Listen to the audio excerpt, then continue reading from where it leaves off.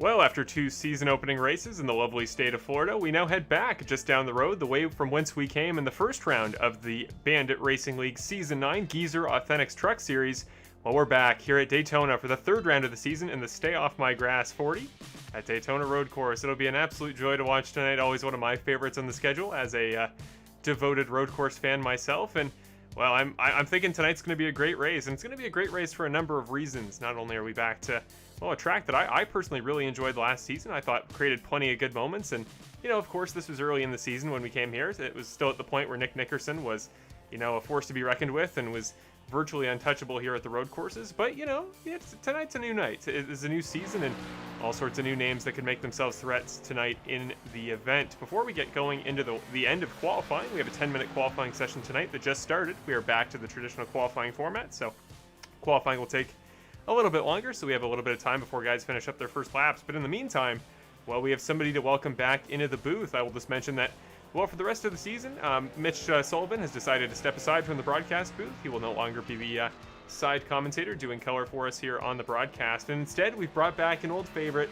We got him back. It was a pleasure to have him in the last two seasons. In the last season, he was the guy that kind of welcomed me into the Bandit Racing League. He was my real start in this series. And, well, tonight he's back. It is not in the full-time role he's usually in. We will once again hear from Mr. Evan Wall full-time. He will be color commentating tonight here on the broadcast. And first of all, Evan, you're back. It's a pleasure to have you, my man. But you watched the first two races of the season. You were awesome to help us out there in the background on, you know, stuff like pit reporting. You were giving us some, you know, plenty of vital info that I know made Mitch and I's jobs much easier. So, you know, now that you're back in the booth, just what are your thoughts? Are you excited to get the season started? And what are you anticipating tonight in our first road course of the year? Yeah, well, first of all, Marshall, thank you for having me back. Obviously a little bit rusty there, but I stepped out of the booth and I really didn't expect that I would want to come back. You know, I was having so much fun making the graphics, doing all that stuff, but then when Mitch stepped aside and I decided to go ahead and at least take over this role for now. You know, the past couple of days I've been really excited to get back in here and get back in the broadcast booth, watching this race from this perspective. It's so much fun to sit here and really talk to somebody about what's going on with the race, with viewers in the audience, hearing you guys comment and actually being able to interact with you guys. It's so much fun. But just thoughts on today's race overall. Nick Nickerson, he's already going to be quick. You know, coming into a road course that Nick Nickerson is going to be the guy to beat. So obviously he's going to be the favorite. He's always the force to be reckoned with. But you know what? I've got my eye on a couple of other guys here. One of them is going to be Brett Guzik. Right now he's sitting in second spot. But last year when we raced the Roval at Charlotte, Brett was one of the few drivers that could actually keep Nick in his sights, and I can imagine that Brett has been practicing more and more, and I expect Brett to come in strong today. He's one of those guys that I think we're going to have to keep an eye out on, that 04 truck. And another guy, well, I was going to say another guy that I would be watching is the driver of the 99 truck. That would be Mr. Brandon Jackson. I expected him to have a good week here because he's coming off the win last week, but I don't see him on the timing tower yet. Maybe he's a little bit late coming in, but if I have to think of another guy, that 64 trucker, Ricky Hart Jr., he missed that Daytona race. Now that he's back here at Daytona, I expect him to run good. But the final driver that I really think we need to keep an eye on is Aaron Smith, and I really don't know much about him other than he's supposed to shine on these road courses. But Marshall, I know you had a conversation with him, and you made him the subject of this week's driver profile, so I'm excited to hear that a little bit later in tonight's broadcast. We did indeed. He was our second driver profile of the season. Of course, last week it was Mark Allen Bivens at Homestead, and now we'll get to hear from him a little later. We'll probably hear from him mid-broadcast just because we don't quite have the time to work with that we did last week, unfortunately. But yeah, very quickly, there is Aaron Smith in the 42 truck. He's got one of the best-looking trucks in the field. I really like his number, actually. But he's just finishing up his first attempt. He has yet to put a time on the board, but there, as you can see up top, are your top five currently in qualifying before we very quickly head off to our race recap before we get going into tonight's event. So your top five at the moment: Nick Nickerson, Brett Guzik, Kevin Foster, Alex Bowser with a great time, then Curtis Yancey to round off the top five. But we got to expect Aaron Smith, sooner rather than later, is going to have a time up there on the top of the board. But very quickly, before we head off to the end of qualifying and we get you your race results, let's just very quickly do a race recap of last week's race at Homestead. And it was a barn burner for sure. Certainly one that, you know, maybe the final results don't tell the entire story of how exciting it was from start to end. So let's head into your first race recap of the season from Homestead-Miami Speedway.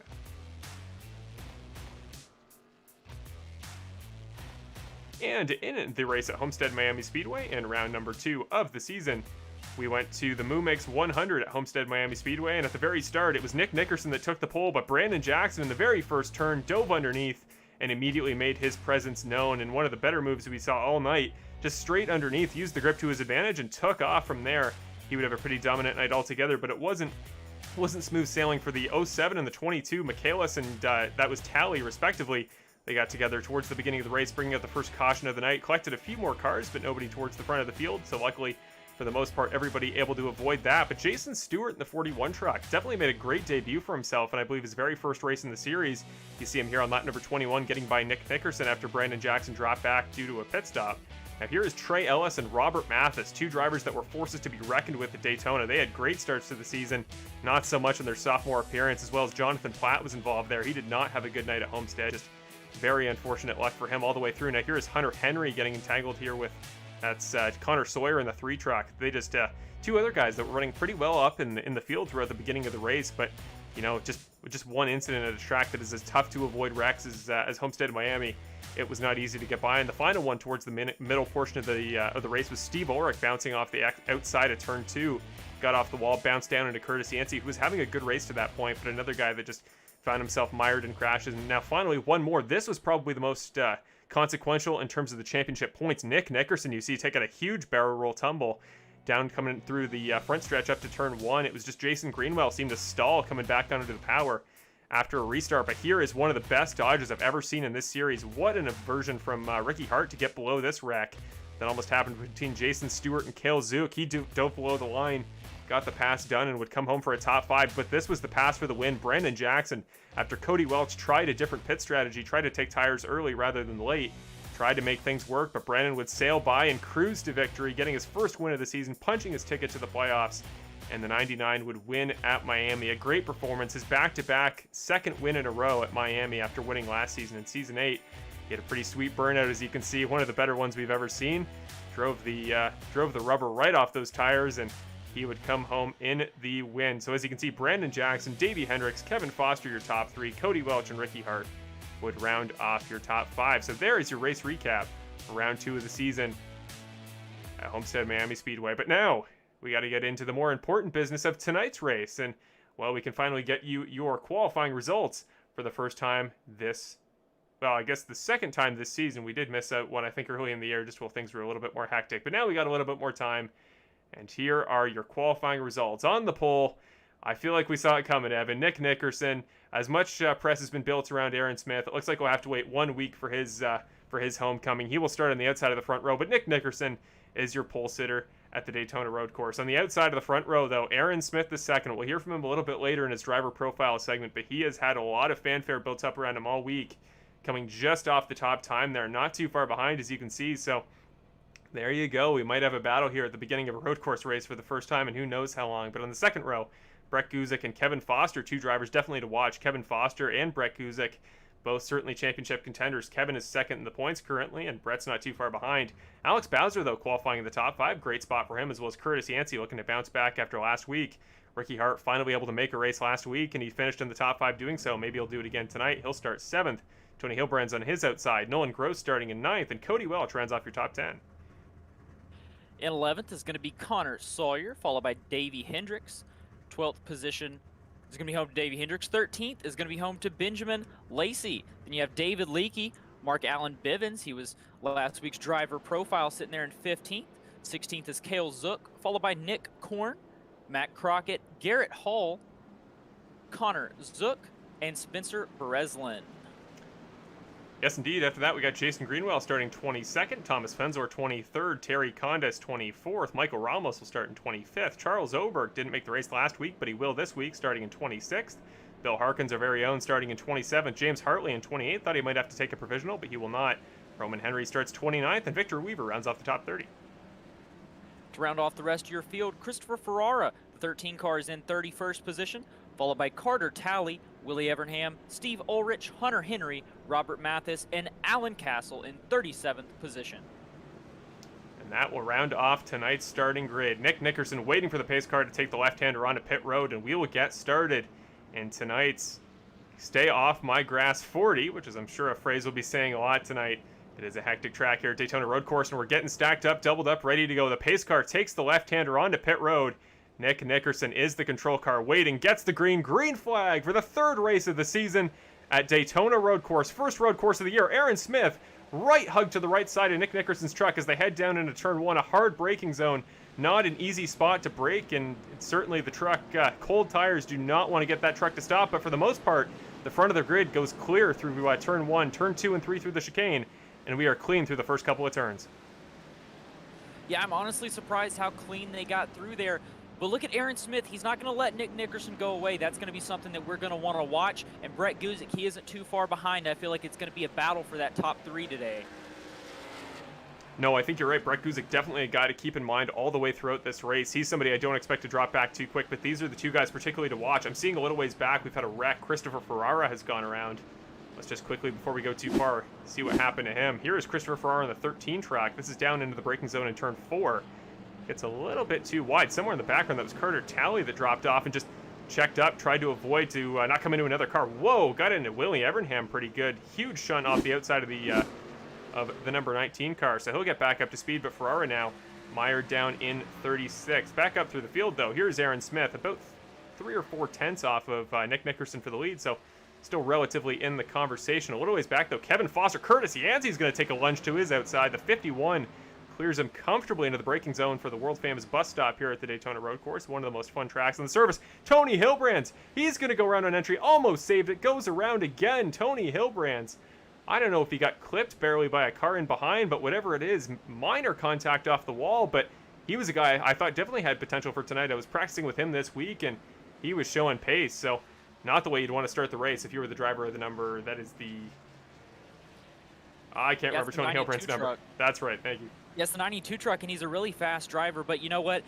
I feel like a lot of people today are going to make mistakes, and if you're going to make a mistake, I definitely want to do it here on lap 1 of 40. These are long laps. This is going to be a long race. It's only 40 laps, but those 40 laps are going to take a while, so if you're going to mess up, make it on lap 1. Be nice, smooth, and consistent the rest of these 40 laps, and I think that 92 truck can still do a good job. Absolutely. Don't count him out whatsoever. It's going to be a long night for sure, but you know, just looking back down the field through it a little bit, I'm seeing that James Hartley, Hunter Henry, Terry Condis all have had wrecks in the last lap. Roman Henry as well went around once, must have damage because he's gone around again. We'll just jump to him very quickly. He is down there in 37th. The 12 truck slid through. It looks like that final chicane there at the end of the lap. We didn't get a full chance to run a whole lap around the speedway to get a better idea of the track, but I'm sure in a moment we'll get a chance just as things kind of calm down a little bit, and then we'll get into some of our other segments and talk about what is going on track.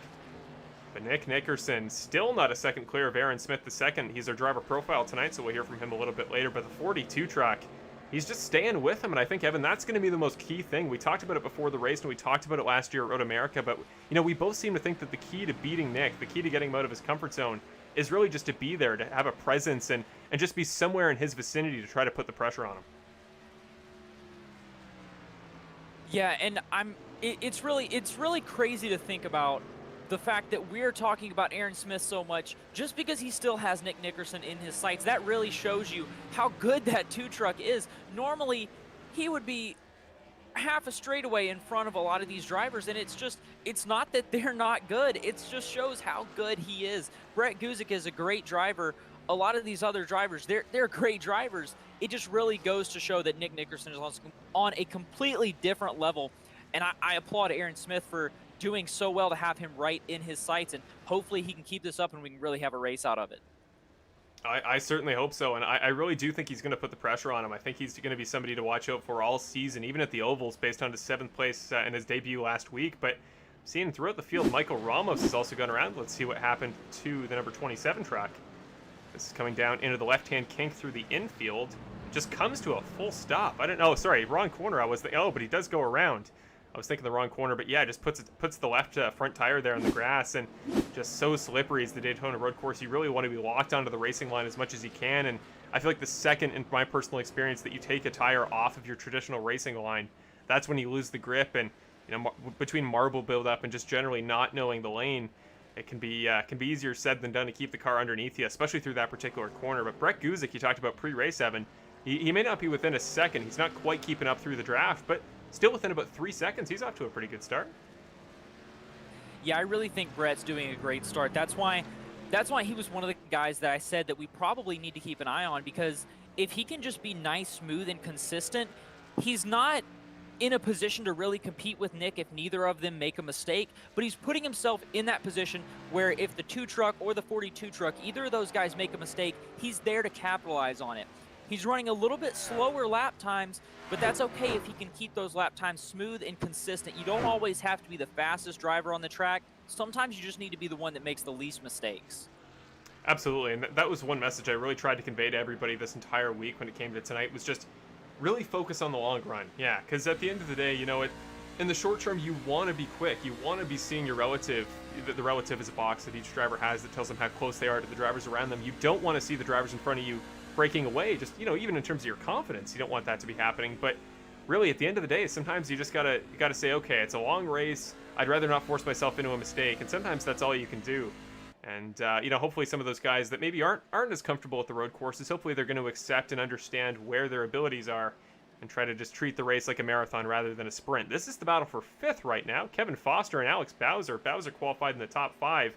Fortunately, has dropped back out of it with Curtis Yancey moving up 2 spots to 2nd, but still the 36 truck. A guy that made his debut this season. I think he had a pretty good race for the most part at Daytona Road Course, or at Daytona originally when we came here for the Oval, but now coming back for the Road Course. Kind of an unexpected name, and somebody I'm surprised to see up here, Evan. Yeah, it's awesome to see these new faces really running up front and doing a good job, and Bowser really is doing a great job. He's had his name in the conversation these past 2 races, and he's up here today. I mean, you can't really ask for much more coming into a new series and really competing. He's doing a great job. Speaking of other drivers throughout the top 10 that have moved up, Cody Welch has moved up 2 spots now into the 8th position. He's just trying to defend from Benjamin Lacey, who's had quite the race for himself, qualified 13th. Lacey is now up to 9th. And he's definitely one of our Championship 4 drivers from last season, somebody that we can expect to be up here towards the top in these races where it's all about comfort and control of the car. Certainly Benjamin Lacey got to be more comfortable with the stock car here on iRacing than almost anybody in the series, but Davey Hendricks also has moved up into the top 10, the 21 truck, another guy that I think is somebody to watch for the championship. Came very close, about a lap away from winning the race the first time we came here at Daytona. And now he's made his way back into the top 10 on the road course side of things, and he was quick here in the road courses last season. I don't remember if he was here for the Daytona Road Course race. I think that was just before he made his debut towards the second half of the season. But finally, Nolan Gross, he qualified in the top 10. I feel like we should give him a little bit more press, but again, one of the younger drivers in the series. He is a rookie, as you can see indicated there by the R, but he's keeping pace with one of the best in the series in Davey Hendricks, and it's certainly showing, Evan, that I think on top of just the veterans who seem to make up all of the top 8 in the playoffs last season, between Aaron Smith, who's only 20, Alex Bowser, who I don't believe is too old, and then Nolan Gross, who I know is a teenager. So definitely kind of showing the youth movement a little bit here in the Bandit Racing League. Yeah, I think it's really cool to show these young guys and how good they're doing, really giving these young guys a chance. And that's one of the things that I think is so cool about this league, because there are so many young kids that they have the raw talent, but they don't have that talent refined. And then there's these guys like Nick Nickerson that they really know what they're doing. They're great drivers. They've spent years and years honing their craft of driving. I know Nick's been on iRacing for forever, and all of these guys, they spend so much time helping and mentoring some of these younger drivers. I think it's really cool, and one of the things that I really love about this league is that people are so quick to help people. You can be a competitor one minute, but you're helping somebody figure something out the next, and I think that's one thing that's really fun about this league. Absolutely, but while we were gone, Benjamin Lacey appears to have taken a spin here in turn number 4, this hairpin right-hander that really tough to get the grip back up as you take the exit. The truck just wants to keep going right, and as you see here, just loses the back end, just a small mistake, doesn't get into a wall, only barely touches the grass, gets back up to speed pretty quick, but that's what we were talking about a minute ago, Evan. It's just stay on the track, keep your pace, try not to take too many risks, and that didn't look like a risk, it just the tiniest mistake, and all of a sudden, there go 4 spots. Yeah, and I mean, if that doesn't tell you how tricky this track is, I don't know what will. Because, I mean, the 7 truck of Benjamin Lacey, he's a great driver. We saw him do great last season, and that really just shows you how tricky this track is and how easy it is to make mistakes. Oh, absolutely. I will personally admit I did not have an easy time here trying to get up to speed again here in the trucks. It's one of those ones that Daytona Road Course is so different every stock car you run at it. Between the Xfinities we ran here last season and the trucks this season, it's not consistent in terms of braking points, how much you expect the car to turn. It's it's a real challenge here. And of course, I would say Road America is slightly more challenging just because there's a lot more, you know, a lot more elevation changes, and that's something that can really unsettle the truck, is going under or over hills and really losing the grip. But for now, here's a battle forming between the two guys in the 10th and 11th positions. Here's the 10th spot for Nolan Gross, and then Nick Korn in the number 11 truck for I believe it's RF Katana Motorsports is his team name, alongside Anthony Caetano and Jeffrey Dorhofer. Right now, he's in the 24 truck, keeping pace with right ahead of him Nolan Gross as we head down into turn number 1. And Davey Hendricks as well isn't breaking away too far. As we come down to turn number 1, whoa, he's going to go real deep into the braking zone. Manages to woe it up, but Nolan Gross as well. Keep an eye on him in this battle with Davey Hendricks. Yeah, nice little battle forming right here. One of the closest battles on track, really, that I'm seeing, and these all three drivers really just waiting for someone to make a mistake, just putting that pressure on. You see that 05 car with the Intimidator paint scheme, and that's really what you're trying to do here, is you're just trying to intimidate the driver in front of you into making a mistake. And really, it looks like he wasn't able to do that very well on Davey, but that 24 car, oh, and there he goes, the 24 to the inside. He's going to make the pass. Sliding real deep, and the 05 is going to have it back. The 24 sent it in way too deep, and the 05 going to be past him easily. He did. He took a chance, and unfortunately this time it just did not pay off. It was a good move, though. I feel like there was a space there, knowing Nolan Gross was going to dip out to the outside to round his corner off. And that's the thing, too, is, you know, watching lap after lap, sitting right behind the car in front, you kind of figure out their lane. You kind of figure out, you know, what is their strategy corner by corner? How are they hitting the apexes? Where are they taking it close to the inside? Where are they starting to round their corners out? And that's how you can kind of figure out where your spaces are to try to make a move. And it's something that's gonna come with time, and certainly something that's gonna take some patience. Patience is kind of the key here, and it's kind of the word of the day at any road course we go to. Here's a battle a little ways further back in the field. Hunter Henry, Alan Castle, and I believe that's Mark Allen Bivens there, not too far back in the 76 truck. He's running a new paint this week. But yeah, Hunter Henry and Roman Henry, the brothers for Henry Family Racing, unfortunately not quite having the start to the race I'm sure they would have liked. But again, it's Daytona Road Course. It's not everybody's cup of tea, and it's one of those things where I find it's kind of a snowball effect. Once one thing goes wrong, things start to just get worse and worse for you. Before the end of the day, you have a race you're not proud of. Davey Hendricks and Nolan Gross appear to have come together. Let's get a quick replay on that. The 21 truck and the 05, guys that we just talked about a minute ago, both having a great race for themselves, especially Nolan Gross. But as we can now see, sometimes you take that risk like we just saw with Nick Korn, and it does not always pay off. Here's the 21 truck heading down into the chicane. Yeah, the 05 just too deep on the brakes. Looked a lot like that thing at the Roval the other year with Jimmy Johnson. And Martin Truex Jr. just kind of slid through, got into the 21. They actually, for the most part, avoided the wall, but just like that, going to be a little bit of damage on both trucks that they'll have to fix during their next pit stop. And, well, there goes another couple of cars. Nick Korn gets the spot. Cody Welch now in 8th. It's really, I think, Evan, the best strategy to just kind of wait for stuff to happen around you, wouldn't you say? Yeah, it really is. Just the name of the game is just keeping your truck clean, doing everything that you can to stay out of the way of everyone else. Like, you can just be driving along, somebody get into you, you really just have to be a defensive driver and avoid things, because somebody could come out of nowhere. It could be not your fault at all, but it's going to take you out of the race. So that's why it's just so important. Stay away from everybody. Just, even if you're running slower, stay away from everybody. Well, very quickly, we have a little bit of a moment. Looks like there's not too many battles nose to nose on track. Everybody's starting to kind of fan out a little bit, and now we'll see the pure pace of these drivers take over, what lap times they can consistently run on a comfortable base. But just very quickly, we didn't really get a chance to do so. But not Nick. Well, we're going to be talking about him plenty tonight, so maybe I'm just getting prepared. But Evan, do you want to take us through tonight's track preview here at Daytona Road Course? Yeah, of course, Marshall. So, of course, this is Daytona International Speedway. This is our second time coming here this year, but the first time on the road course. So, of course, this track opened up in 2020, and it is a road course. The length is 3.5 miles, a little bit over 3.5 miles. We'll be running 40 laps today, so that's going to be 142.8 miles long. The oval turns are 31 degrees in banking, tri-oval 18 degrees, and the infield section is flat. And that's one of the things that really makes this place difficult, is just how flat and slick that infield section is, where you saw that 7 truck already go around a little bit earlier. Last year's winner, Nick Nickerson, and of course he is at the front right now, about 4 seconds in front of the 42 truck. And the quickest time on iRacing was a 1:54.056 at 112 miles an hour. And next week, we're going to be at Atlanta. That's going to be a really fun track. The old Atlanta configuration before they're tearing it up, changing things up. But you know Atlanta, it chews through tires. It's going to be hot. It's going to be slick, and it's going to be a lot of fun. It's really going to be a tire wear race, and I'm really excited for Atlanta. It's one of my favorite tracks. Yeah, that's what I keep hearing from every driver in the series. It just seems to be a driver's track that everybody either respects or really enjoys, and it's certainly not one I'm great at, but I have to respect it for that very reason. And I can't wait to see a track that everybody feels really good about in terms of how competitive it'll be. But right now, we just saw Thomas Fensler in the background there take the 17th position over Jason Greenwell. Sorry, that's the 18th spot, and Jason Greenwell, always known for in these broadcasts wearing some lovely attire, certainly much more professional than those of us who just wear shirts. I do try to wear collared shirts as much as I can, but I know he's more consistent than anybody out there.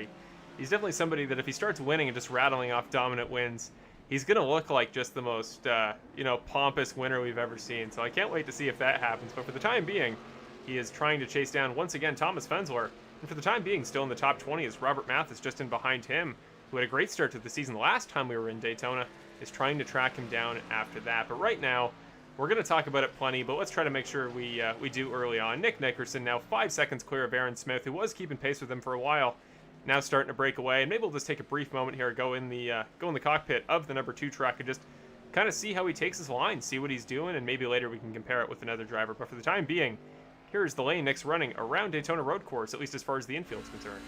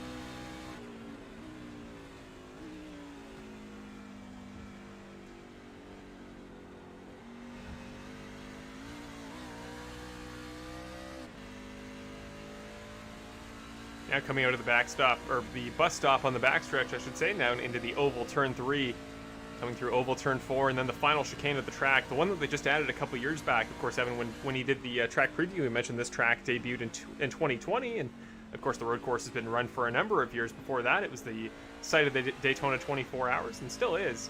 And besides that, it's played host to a number of series for years, but it was that specific chicane that they added in the last couple, particularly, I guess, last year, that has made it such a new configuration. And it's a brutal one. Personally, from somebody who's run this race countless times in different games and for different events, it's not one you're used to. It's one it proves tough to kind of break you out of the flow of just expecting you can just mash the gas there once you get on the oval. But it does add an interesting element, and being right before the pit lane, it can create a little bit of chaos with guys just coming into the pits and guys trying to take a good line through the chicane. But there is Nick Nickerson, still comfortably ahead, and he is doing everything he needs to do. Let's go back a little ways and check on Ricky Hart Jr. here, just about to pull up onto Bill Harkins, who is a lap down, and not too far behind him is Alex Bowser, again, another driver that this is one of those performances, Evan, that we kind of see for the first time and maybe hints at something bigger and better every race after this season. I mean, you talk about Davey Hendricks last year.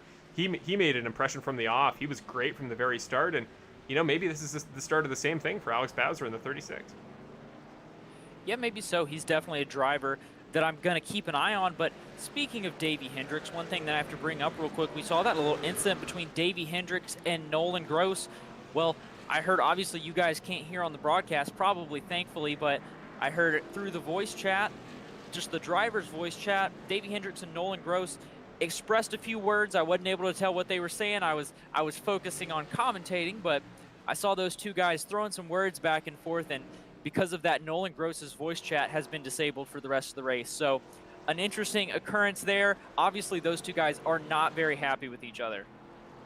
No, understandably so. And really, when you're doing so well here to track like Daytona Road Course, that, as we've talked about all night, so difficult just to run at, just to comfortably run lap after lap. So when you're doing so well in such a tricky race, and even if it's 10% the other driver's fault, you're going to have that little bit of animosity where it felt like they were at fault and they're the reason you're not doing as well as you were. So tempers are going to flare, but realistically in the Bandit Racing League, everybody for the most part hashes things out before too long, and that's the good part. Such a great driver lineup here, and it's one of the things that keeps me so happy to come back week after week, is just an interest in watching these guys in this series and just seeing how they do, because once we get a chance to talk to them a little bit more, like we will. I keep teasing it, but we'll get the Aaron Smith driver profile in just a couple minutes. But when you really get to get into the mind of a driver and really understand their background more and just see them as people, you really cheer for them more. And it's probably the same reason that if any of you come out here to support drivers in this series, you're more inclined to be happy when they succeed, and when their race goes well, you just side with them a little bit more. But right now, Brett Guzik taking the first pit stop of the race for the leaders in the top 10. I should have mentioned a little earlier, but it's going to be about an 11-lap pit cycle here. So you can do about 11 laps on fuel. You get 2 sets of tires to replace during your pit stops, and with 3 pit stops, that means one of them you have to do a double tire stint, go 20 laps on a set of tires, and here in the trucks at Daytona, that is easier said than done. Yeah, that is not going to be a fun time when the drivers have to run that. It's hard enough to run this track normally with fresh tires, at least in my opinion. Keeping an eye on this battle up ahead. I think Nick Corn and Benjamin Lacey are just a couple seconds separated from each other. I believe that might be James Harley letting the 7 truck of Benjamin Lacey by. Again, here's this battle now just forming between Davey Hendricks and previously Nolan Gross, but now David Leakey in the 84 truck is getting into the fray. He's somebody I've talked to more and more in these last couple weeks. We ran a casual series together a couple of nights on Tuesday night, and it was good to get a chance to talk to him and really figure out his situation. He's a really fun guy to watch, and definitely a guy that puts in the time in practice, and I always respect that from guys that take the time during their week to really commit to the series and see what they can do in regards to prepping for a very difficult race like this one. But the 84 truck, David Leakey right on the back bumper, and as we head through the oval, might see the first pass we've seen into the bus stop in a while. And it may not be the oval. One thing we saw tons at the oval was that the slipstream was so pivotal, and tonight we haven't seen it much, but this might be a chance. Here comes the 84 truck down into the bus stop. Yeah, David Leakey, he's definitely been put in the practice. You can tell that. And he's a great driver to watch, and he's one that is only getting better and better and better. And I'm really excited to see him improve as the season goes on. I think he's going to be a great driver, and I'm hearing along the voice chat, we've got some drivers pitting this time, one of them being the 85. I know he is a fan favorite, but Cody Welch will be coming down pit road this time. He is, as we speak, coming out of the final turn here through that chicane, heading into the pits just as Nick Nickerson, Aaron Smith, Curtis Yancey, Kevin Foster, Ricky Hart, and Alex Bowser all have this lap. But now we're starting to see, moving back throughout the field as he just took his pit stop a moment ago, Brett Guzik coming up, and Aaron Smith now only just exiting pit road, as you can see there on the left side. So we might have a race off pit road here. Brett Guzik going to be on hotter tires, but of course 1 lap sooner means he's going to have a little bit less rubber later in the run. Comes out behind, but Aaron Smith only just in front of the 04 truck. Yeah, the guy that I'm watching, though, is Nick Nickerson. He's just still running such a great race. From what I've seen, a completely flawless race. I haven't seen him make a mistake yet. I'm sure he has, but if he has, he does a great job of making it be such a minimal mistake that it really doesn't matter if he makes that mistake, because it's not enough that you can capitalize on it. I feel like we just need to keep talking about how great the 2-car of Nick Nickerson is doing, or the 2-truck, I'm sorry. He's just doing such a great job, and I feel like he dominates so much that he doesn't even get talked about as much as he probably should for doing such a great job here. Absolutely, and that's not fair to the guy. Nick has put in a ton of work in his life prior to this series on the road courses that, even if he doesn't have to put in as much time throughout the week before the race, though I know he does, it needs to be commended just how much work he's done to make himself as good of a road course driver as he is. And again, Aaron Smith, I know over the course of the year, and maybe even still over the course of this race, as we have seen Nick make mistakes in the past, but I don't know. It's what he's known for in this series, and deservedly so. If he can teach even 10% of his road course knowledge to every driver in our series, we will have done an exponentially great thing here in the Bandit Racing League in terms of making new drivers, because he's just one of the most polished drivers you'll ever see. He just doesn't make mistakes, and he still finds the pace lap by lap to wow and kind of silently go under the radar as one of the most consistent guys on the track. Let's just take a moment while we... Oh, sorry. I was just going to say, let's just take a moment while we have a quick chance. Well, we're not talking about the two of them. Trey Ellis, I believe, is in tonight's race, and no, actually, he's not. He took a provisional, and so did Brandon Jackson. So very quickly, before we forget about him, let's just talk about your 2 drivers locked into the playoffs here. Here's your playoff outlook following Homestead-Miami Speedway's second round in the MooMakes 100. So Trey Ellis and Brandon Jackson, your 2 drivers, are locked in with wins. Of course, they have to run a certain number of races to make it in and still count for that playoff berth. But there's your top 12 on points to the right side. Cody Welch, Kevin Foster, Davey Hendricks, Tony Hilbrands, and Robert Mathis, your top 5 there. Bill Harkins, Jonathan Platt. Platt didn't have a great race in the second round, just a lot of unfortunate luck, got caught in 2 wrecks, but was great at Daytona. So he is just 2 spots out of the cutoff line. Gary right after that. And that is your playoff standings currently. Of course, Nick, if he wins the race now and was able to run enough races, would jump up from the 8th spot in the points all the way to a playoff berth. So we'll keep an eye on that after the race. But yeah, sorry, go ahead. I was just going to say Nick Nickerson, he's doing a great job out front. We were talking about him. But he does have lap traffic to deal with, and we saw he was going by a couple of lap cars a little bit earlier, and he was going by a lap car there. But so far, just doing a great job of getting by the lap cars, able to dodge the bullets, getting through there. And from what I've seen, the lap cars doing a great job of trying to stay out of his way, letting him have the preferred line, and not making it too difficult for him to get up to the front. But yeah, going back to the point standings, one guy that really stands out to me is a great job by Cody Welch in that 85 truck. We know he's a fast driver, but he's doing a great job to point his way in. I'm sure as good of a driver as he is, he'll probably get a win here at some point down the road, along with probably Kevin Foster and Davey Hendricks. You know, it would not surprise me if any of these guys get a win, because in my mind, I feel like they will, but if they don't, they're putting themselves in great positions in that top 12 in points. If they can just keep themselves up there and they get locked in that way, it doesn't matter how you get locked in. If you're in, you're in. Absolutely. That is a very good point. And we're all going to forget about it come playoff time. Here is a driver that just had a bit of a slip-up. Nick Korn now battling with Nolan Gross, and it's because he just had a bit of a slip-up into that very tricky last hairpin onto the apron. Don't exactly remember the corner number, but Nick is going to clear Nolan, kind of forced him into the inside there and allowed him to take the preferred line into the bus stop chicane, and he'll make it out ahead. So the 24 truck's still in the 12th spot, but Nolan Gross, again, a good race so far. Got some cosmetic damage to the left side of the 05, but I noticed in the pit stop cycles he didn't repair it. I think choosing to save it for later. And Nolan Gross, one of the younger drivers in the series, somebody that I think we'll probably hear from in the driver profile and maybe Michigan in that round of the series. But he's a guy that, you know, is showing some more veteran instincts here to save that quick repair for later rather than just repairing it at the soonest possible chance.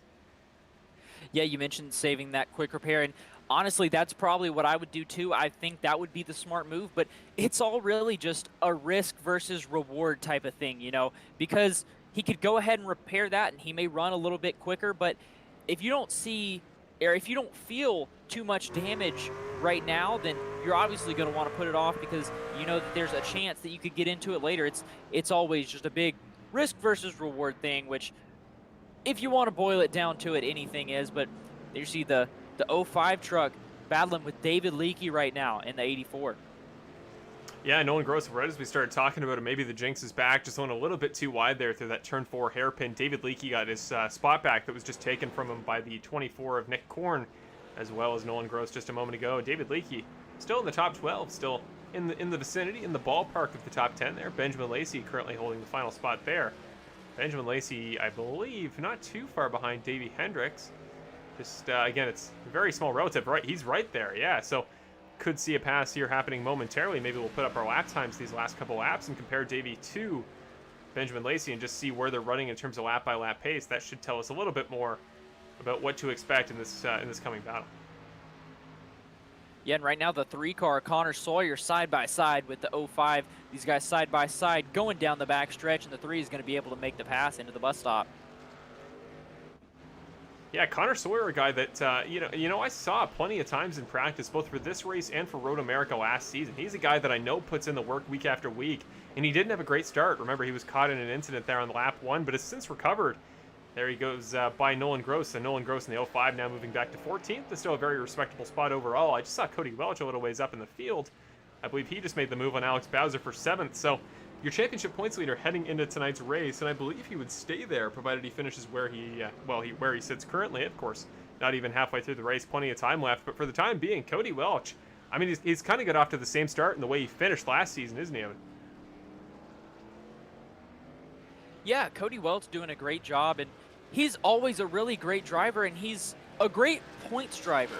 He gets those wins when he can, but he's so consistent at really any form of racing. That's one thing that I've really noticed about the driver of that 85 truck. You've got some guys, Nick Nickerson, he's good all around as well, but you really see him shine on the road courses. Brandon Jackson, I feel like you really see him shine on more of the short tracks.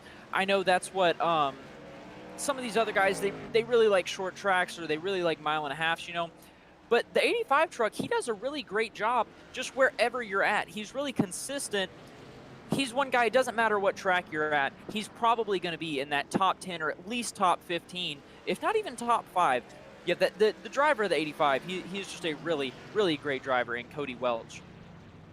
Yeah, and I talk a lot about in this series about driver comfort with the truck, or with any given car. It was the same with the Xfinity truck, Xfinity car last season.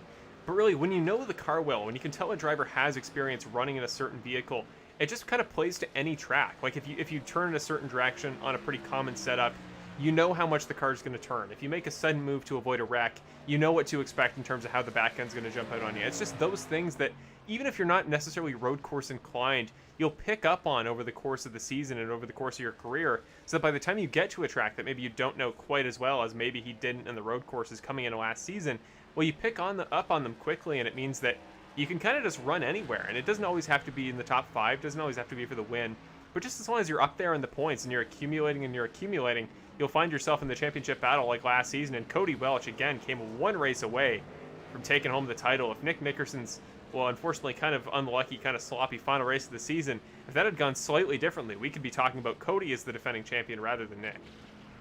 Yeah, and one guy that I really want to be talking about, or that I really want to mention here real quick, is Curtis Yancey in the 51 truck. We unfortunately weren't able to see him the last little portion of last season, but right now he's sitting in 4th position. I just wanted to mention that 51 truck is doing a great job. He seems to be gaining on the 04 of Brett Guzik, and he has a nice little gap to the 8 of Kevin Foster behind him.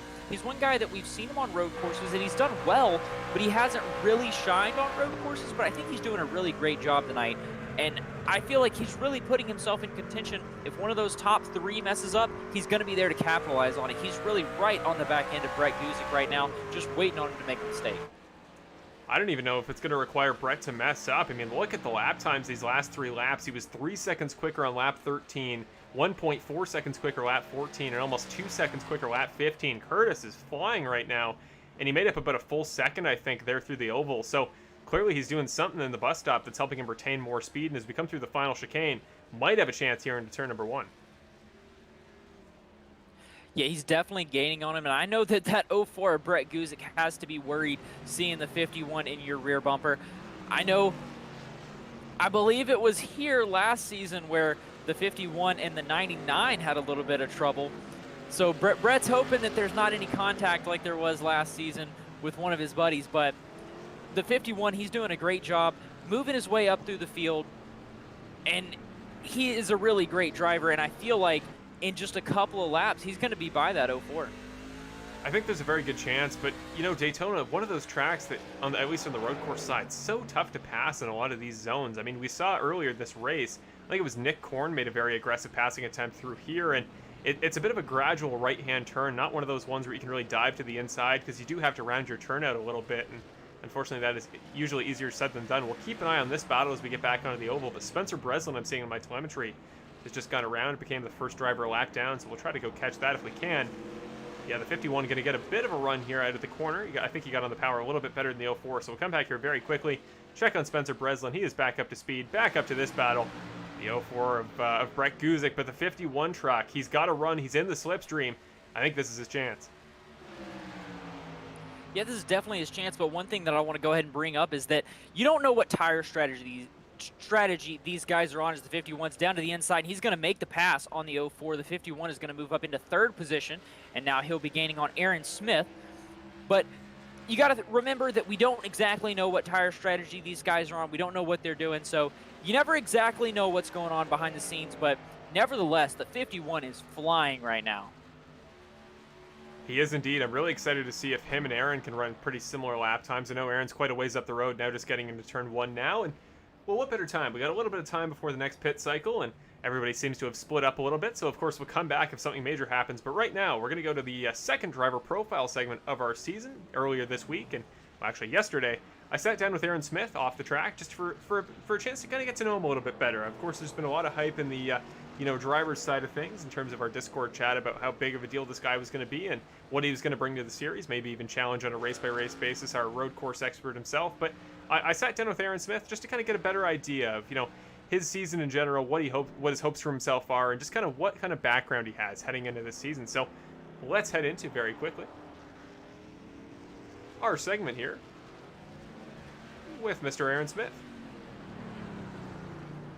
And for the second of our weekly driver profile segments here on Full Send Racing Network for the Bandit Racing League, well, this week we got another young rising star in the series, perhaps somebody that's already got a little bit more experience at, top finishes here on iRacing in many categories, but Aaron Smith is our second driver profile this week. And Aaron, I mean, you've had plenty of hype built up around you. I know plenty of guys have been talking about your abilities specifically at the road courses, and, well, we figured it would be fitting this week as we go to Daytona Road Course to get a road course specialist in. So first of all, just, talk about your background, talk about your experience, and how it pertains to your abilities to turn right in a stock car rather than left like most of the other drivers.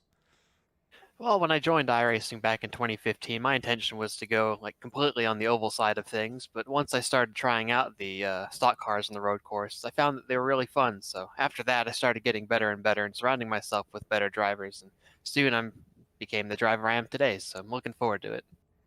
Well, you pick up the first top 10 of your season last week in your debut at Homestead-Miami, finishing 7th. You were up there towards the front of the field at the beginning of the race. So, aside from just your ability at the road courses, you talk about you had interest in ovals. And, well, how much ability do you think you're going to have there this season? Can we count you in as a factor in both the oval races and the road courses this year?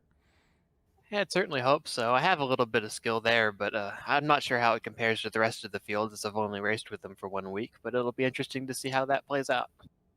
Now, for the rest of your season going forward, knowing the format is as long as you get a win, you're in the playoffs with a certain number of races run. So do you think that idea that you can get one win at any point throughout the road courses in the regular season and then find your way through the playoffs round by round, avoiding the cutoffs, is that a sort of format that'll work for you and you think could potentially put you in the championship hunt? Yeah, I feel like I'll be able to make that work as well, but there are certainly a fair number of solid drivers in this field, so it'll be a bit of an issue, but I'm looking forward to seeing how it works out for me.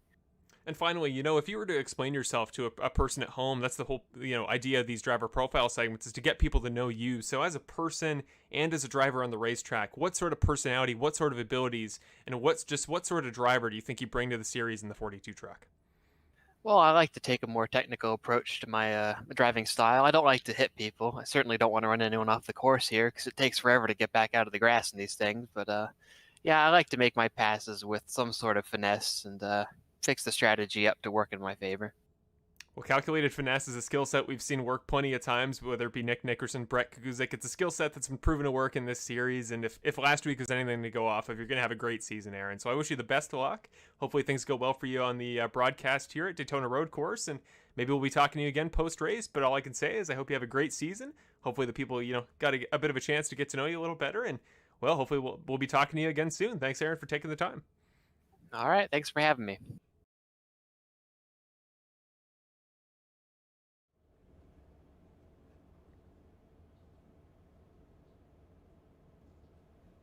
Well, thank you to Aaron Smith for taking the time to sit down with me and, kind of get an insight into his mind and really find out more about him as a person. That's what's, I think, going to be so nice about the segment, is just kind of a chance to, put a face to a truck and really get the chance to talk to guys in more depth. Just because, for some of course, the people at home that can't talk to these drivers on a day-to-day basis, but certainly as an outsider like me who doesn't run in the series, to only see the occasional guy there at practice, it's good to really get a chance to take some time with somebody and figure out their thoughts on the season. And it certainly gives me more sympathy for them as a driver. And I'm hoping it does the same for you guys, to kind of have some drivers to cheer for other than just those that maybe through friends, family, any relationship like that. But right now, Brett Kuzik in the 04 truck making his second appearance on pit road. I'm gonna guess, Evan, I don't know about you in terms of strategy, possibly this would be the first time drivers are taking new tires. Maybe they decided to make that first stint the one where they skip them, and maybe they're going to take them the last two. I think that's the way I'd do it. But what do you think, based on historical precedent? Yeah, that's what I mean, we just saw Brett Kuzik take tires right then, so obviously he took tires this time. And if I had to guess, I would say that he did not take tires before, and that 51 truck of Curtis Yancey did, and that's why he was flying by him so fast. Because Brett is really not.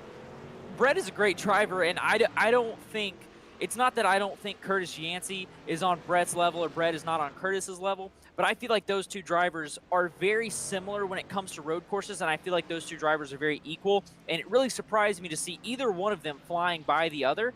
So that's why I feel like there was probably a little bit of tire strategy going on right then, and the 51 probably had taken tires where the 04 had not. But nevertheless, we do know at this point in time that the 04 Brett Guzik is on fresh tires right now. He is indeed, and he may have just put it to good effect. You saw there in the background, Brett Guzik getting the move done on Ricky Hart, and he has flown away since he did through that sweeping right-hander I talked about earlier where Nick Korn made his pass attempt. Well, Brett Guzik did the same, and this time he made it work. Had to kind of slide through the corner a little bit, but was able to lock it down and keep it on the track. Now, Cody Welch and Alex Bowser seem to be pretty close together on track. Not too far back is the 36 truck, but I can't quite remember. I don't know if you can, Evan. I believe that Alex has yet to pit for his second stop, where I believe Cody, I think, already may have. Yeah, I really don't know. I haven't really been paying attention to the pit strategy, honestly, so I'm not quite sure, but there's somebody around. Oh, and another one in the grass. That's Aaron Smith in the grass. Jason Greenwell around. Back going now, though. Yeah, Jason Greenwell, initially the driver I saw that had gone around in that turn 4 hairpin. Aaron Smith just barely able to avoid. Actually, I want to catch that because that could have been terrifying for Aaron Smith fans there in his very first road course debut. Look at how close he came as Jason Greenwell was merging back on again. A race contender, really, somebody that if there is a slip up from Nick, could win, could certainly put himself back in the conversation to take the win tonight. But wow, just quick reflexes there. Good job to avoid the outside wall and keep his steering gradual to not lose the back end. And stuff like that is really what we talk about, Evan, with Aaron making that dodge there. When we talk about, just keeping the truck on track, really trying to stay consistent, but trying to stay patient. But we also mean that. Some sweet dodges every once in a while certainly don't hurt either. Yeah, that was some great car or truck control from the 42 truck and Aaron Smith. That was a great job to avoid him. That was a difficult situation right where he spun. It was right in the middle of the track, and that was a really tough spot to get around him, and he did a great job. Even though he had to go through the grass, that is not fun. Hopefully it didn't tear anything up. I don't think it did, but a very great job to avoid that accident right there. Looking throughout the field, Alex Bowser doesn't appear to be losing too much ground to Cody Welch. Whoa, he gained so much ground, he almost went through him through the entry back onto the banking. Again, I don't exactly know the turn number, but Cody Welch there, I don't know if he braked early or Bowser braked late, but he was making up time there. And now all of a sudden he drops back and has to regroup. Let's just very quickly go to Cody Welch and we'll check the comparison between their 2 lap times. So Alex Bowser, that last time by 7/10 quicker, and on the previous lap, almost dead even. So again, Alex Bowser, when you're chasing down a championship contender, one of the best in the series, a premier driver in Cody Welch, you got to give yourself a pat on the back when you're making it that close. We just saw in the background, Kale Zook just drove through that bus stop chicane. Has to take a brief pause to make sure that he's even with the stewards. Might be going back to pit road, but no, is just pausing to take his time and gets back up to speed. But yeah, Alex Bowser, man, he was quick at Daytona, and he was quick here again at the road course. Maybe this is his track, or maybe he's genuinely somebody we should watch out for this season. Yeah, he's doing a really great job. And again, it's great to see him there. I'm really excited to see these new faces performing so well, and he's one that I'm going to be keeping an eye on throughout the rest of the season. Just seeing a second ago, it looked like Alan Castle went off track there in the 33 truck for Rogue Energy. I've seen him off track a couple of times. You can see significant damage to the front right of that truck, but he's definitely a guy that I do want to watch out for this season. He's somebody that I know puts in the time as well. And there's Spencer Breslin in the background as well in that same corner we just saw a moment ago that Alex Bowser had trouble with. There are certainly some tricky aspects to this track that maybe don't seem conventionally difficult. You talked about before, Evan, how the track being so flat makes it difficult. And for a lot of people, for how much we talked about last season, like at Road America, how the different altitudes, the ups and downs, the different hills, the ebbs and flows of that track, that's what made it difficult. But you just want to kind of talk through, in terms of a flat track, in terms of kind of marbles forming, what is so tough about having a track that is perfectly flat in terms of grip? I think a lot of it for these drivers is that, and there you see the 85 getting a little bit sideways through that corner. But one thing that I think is really tough for a lot of these guys, or maybe just specifically me, I am not a road course guy. I'm a big oval guy. So I don't know what it's like to drive on a flat track. Most ovals are banked, and you're really just not used to it. It takes something special to drive on a flat track. You really have to drive it different. And there you see the 2-car, Nick Nickerson, the 42 of Aaron Smith, both on pit road. Of course, the 2-car getting off a little bit quicker, the 51 of Curtis Yancey as well. So there's your top 3 drivers on pit road. But going back to talking about a flat track, I feel like it's really something that these drivers aren't used to, and it's something that's a lot different than normal. The bank track drives one way, and then you get onto the flat section and it drives completely different. And that's one of the things that I think Nick Nickerson is very good at. He knows how both of them drive. He's obviously not just an oval racer or just a road course racer. He does both of them, so it really helps him know what he's doing in a sense. Whereas I feel like a lot of these drivers, a lot of these, I guess, less experienced road course drivers that know what they're doing on ovals, they really get onto the flat sections of the track, and it's really hard to kind of get the hang of what you need to do and get into a rhythm of really what you need to do. It's a very difficult skill to even just take in the beginning, but a very difficult skill to master. It most certainly is, and Willie Evernham just a moment ago may have had a little bit of trouble in that corner we've seen all day proving difficult. He just went around. Michael Ramos as well, I'm seeing in my telemetry. He seems to have been having a little bit of trouble. Your leaders up front are beginning to pit, so the other drivers in the top 10 that previously hadn't are now coming down pit road, but Michael Ramos trying to make his way back onto pit road. Let's maybe very quickly check out what happened to the number 27. There's Michael Ramos coming down to that very tricky right-hander. I believe this is turn number 6. Just locks up the back end. You can see a horrible bit of tire squeal as he came down into the corner right in front of Curtis Yancey, the 51 truck, narrowly avoiding him. But that's the other thing as well, and, well, I should bring it up. I don't feel we've done nearly enough justice to the awesome race name, the Stay Off My Grass 40. Well, it could also be called the Cut My Grass 40, because that was something we were anticipating we'd see quite a bit tonight, was guys just having a little bit of trouble keeping it on track. And it's certainly one that with being as flat as it is, with just how much grass is there in the infield, we'll see it as Nick Nickerson comes through. You expect guys to be sliding through it all race. So at the very beginning, you were trying to keep an eye on the battle for the lead, but going forward, we'll be sure to stay the phrase or stay the catchphrase of the race, that being "Stay off my grass," which, you know, as of yet, we haven't had to say too much. I've actually been impressed for the most part with how well guys are doing to stay off of it. And well, for the most part, Evan, this is kind of something that goes back to us last season. You know, we had plenty of experience, obviously, watching this series, 21 races worth, but the 4 road courses, it felt to me like guys got progressively more comfortable. By the time we got to Road America, I was really impressed with what we were seeing from the pack as a whole. And I know we have a few new drivers in the series that have bumped up the overall number of drivers on the roster, but I've personally been really impressed with what I've been seeing from the overall driver lineup this race, as well as last season. So maybe something to be said that the more road courses these guys run, the more comfortable they get with them. Yeah, I feel like the drivers are really doing a great job. We saw them, I mean, they've always done well on road courses, and I think that's one thing that oval drivers coming over to road courses, they may not be good, but for the most part, I feel like most of them, they know that they probably aren't going to be the best, so they're going to take it a little bit slower. They may not be very fast, but usually they're going to run fairly good, clean races. At least that's what I try and do.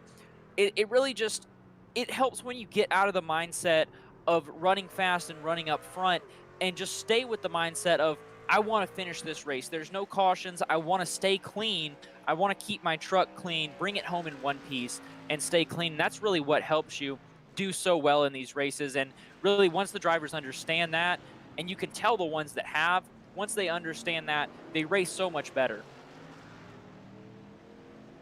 Absolutely. It's just something that over time, I know I come in with a bit of an alternative background. I was actually more accustomed to the road courses, much more so than the ovals before I started in this series, but I definitely wanted to learn, and I wanted to pick up on on a discipline that I've had interest in for a long time. Keep an eye here on this battle between Connor Sawyer and Nick Korn.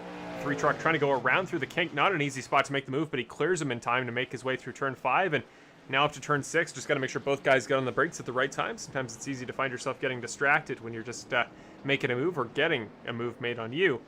But yeah, I came in with kind of an alternative skill set, and you know, it may seem like going from a typical 4-corner track like a usual Daytona. Of course, Daytona is not a very tough track to learn. It's, you know, you're flat on the gas the entire way around. But you know, an oval probably looks a whole lot simpler than, well, a track map of this track would. We can actually, I think we have one that we can throw up here, so we'll put that up very quickly. There is what the map of the circuit looks like here at the Daytona Road Course.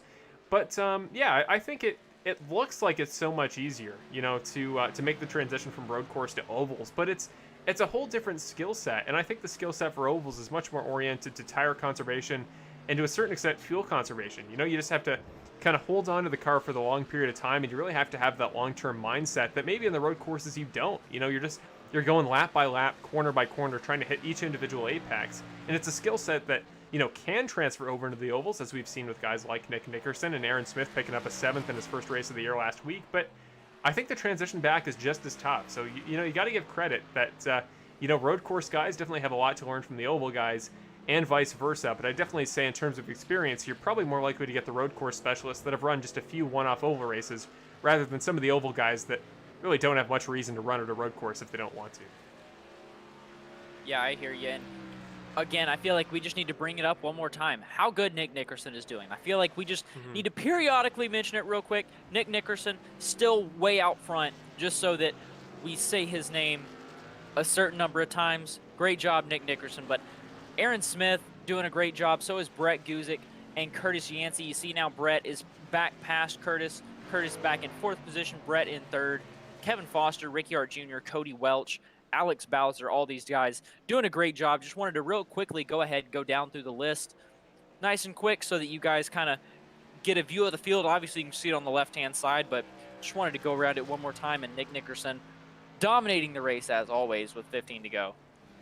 I was going to say, now would probably be a good time to do kind of a through the field, get a chance to catch up with each of the 10 drivers in the top 10. So for the time being, here's the gap between Guzik and Yancey. You can see just 2 laps ago, Yancey was almost a 1.5 seconds faster than Brett Guzik, and that last time out, he was 0.8 ahead. So we talked about before, maybe Curtis had taken a set of tires on his first stop and his second stop. That might be the case, but for the time being, it is paying off in spades.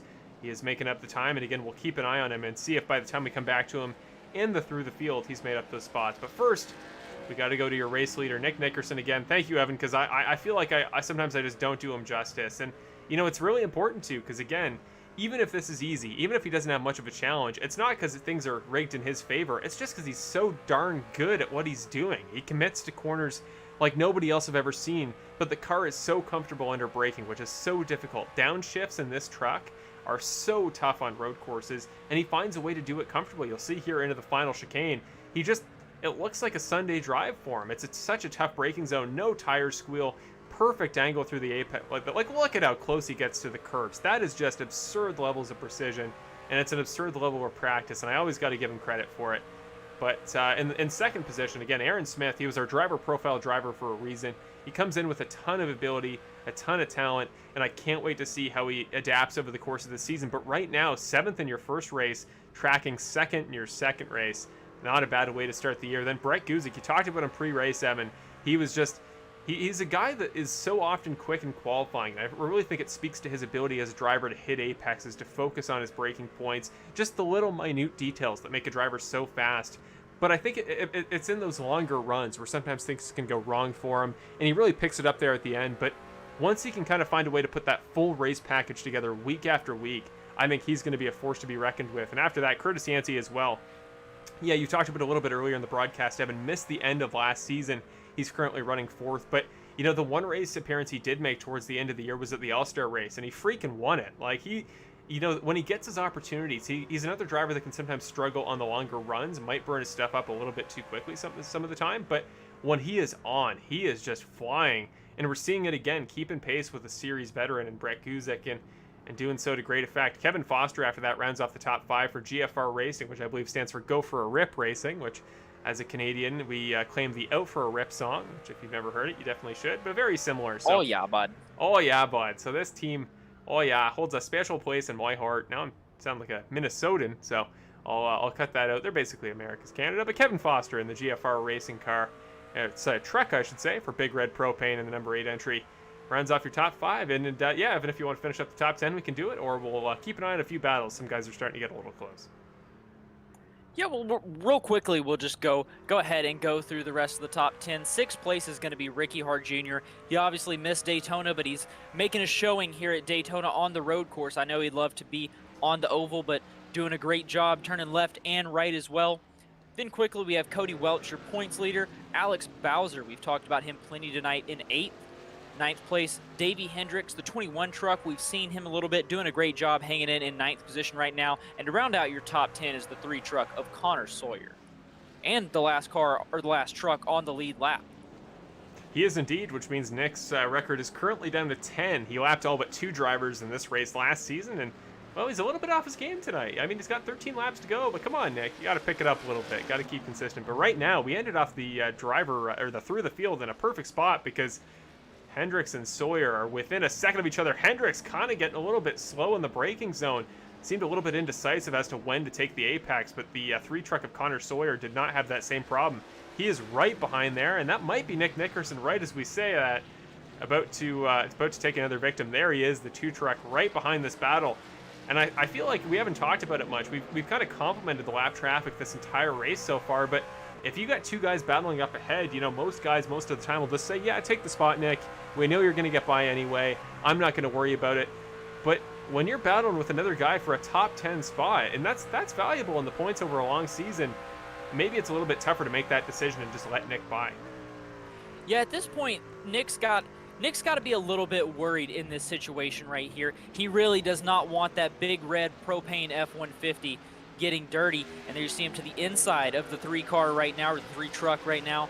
But obviously he's doing a great job of handling it right now. And luckily for him, those guys weren't in more of a battle. But when you see the battling in front of you, I feel like if you're Nickerson, that's when you really have to worry, because you know that they aren't going to move out of the way for you as much, and you really don't want to get it dirty. And if anything's going to mess up your race, you may be one of the fastest drivers here, or easily you are the fastest driver here, that 2 truck is, but very easily somebody could make a mistake. 2 trucks get together when they're racing hard, and then all of a sudden there goes your night. You've got a fast repair, but you still got to get to the pits, you still got to get it fixed, and that ruins your big lead. But obviously, Nick doing a great job of getting by them, and now the 3 and the 21 side by side, and a little bit of contact sideways for the 3. The 21 of Davey Hendricks going to come out ahead after that, but some damage for both trucks, I believe.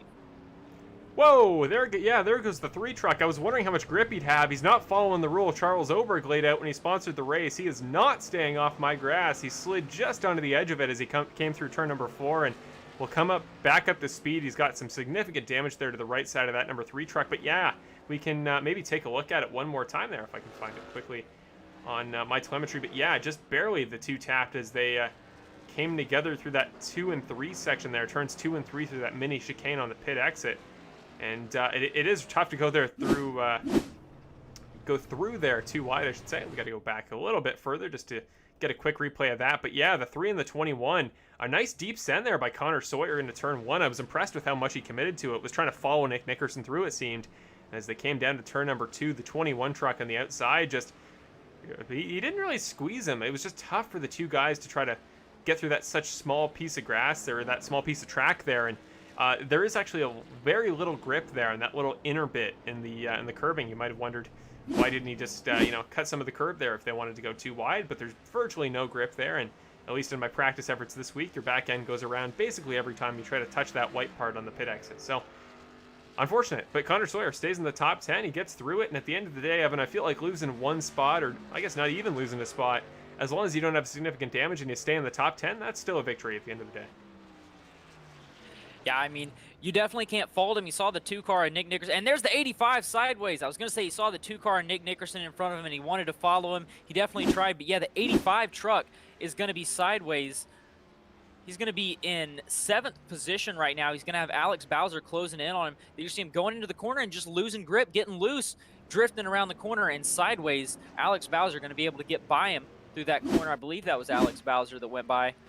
Yeah, that's correct. Let's just see one more time a cockpit replay of the same rack. It didn't look like he carried too much speed in. You know, he maybe a little bit too quick on the brakes, but it looked like he was trying to hug the inside apex. And typically when you do that, as long as you avoid the grass, the back end doesn't go around on you. So really sucks to see a guy that was running in 6th at the time.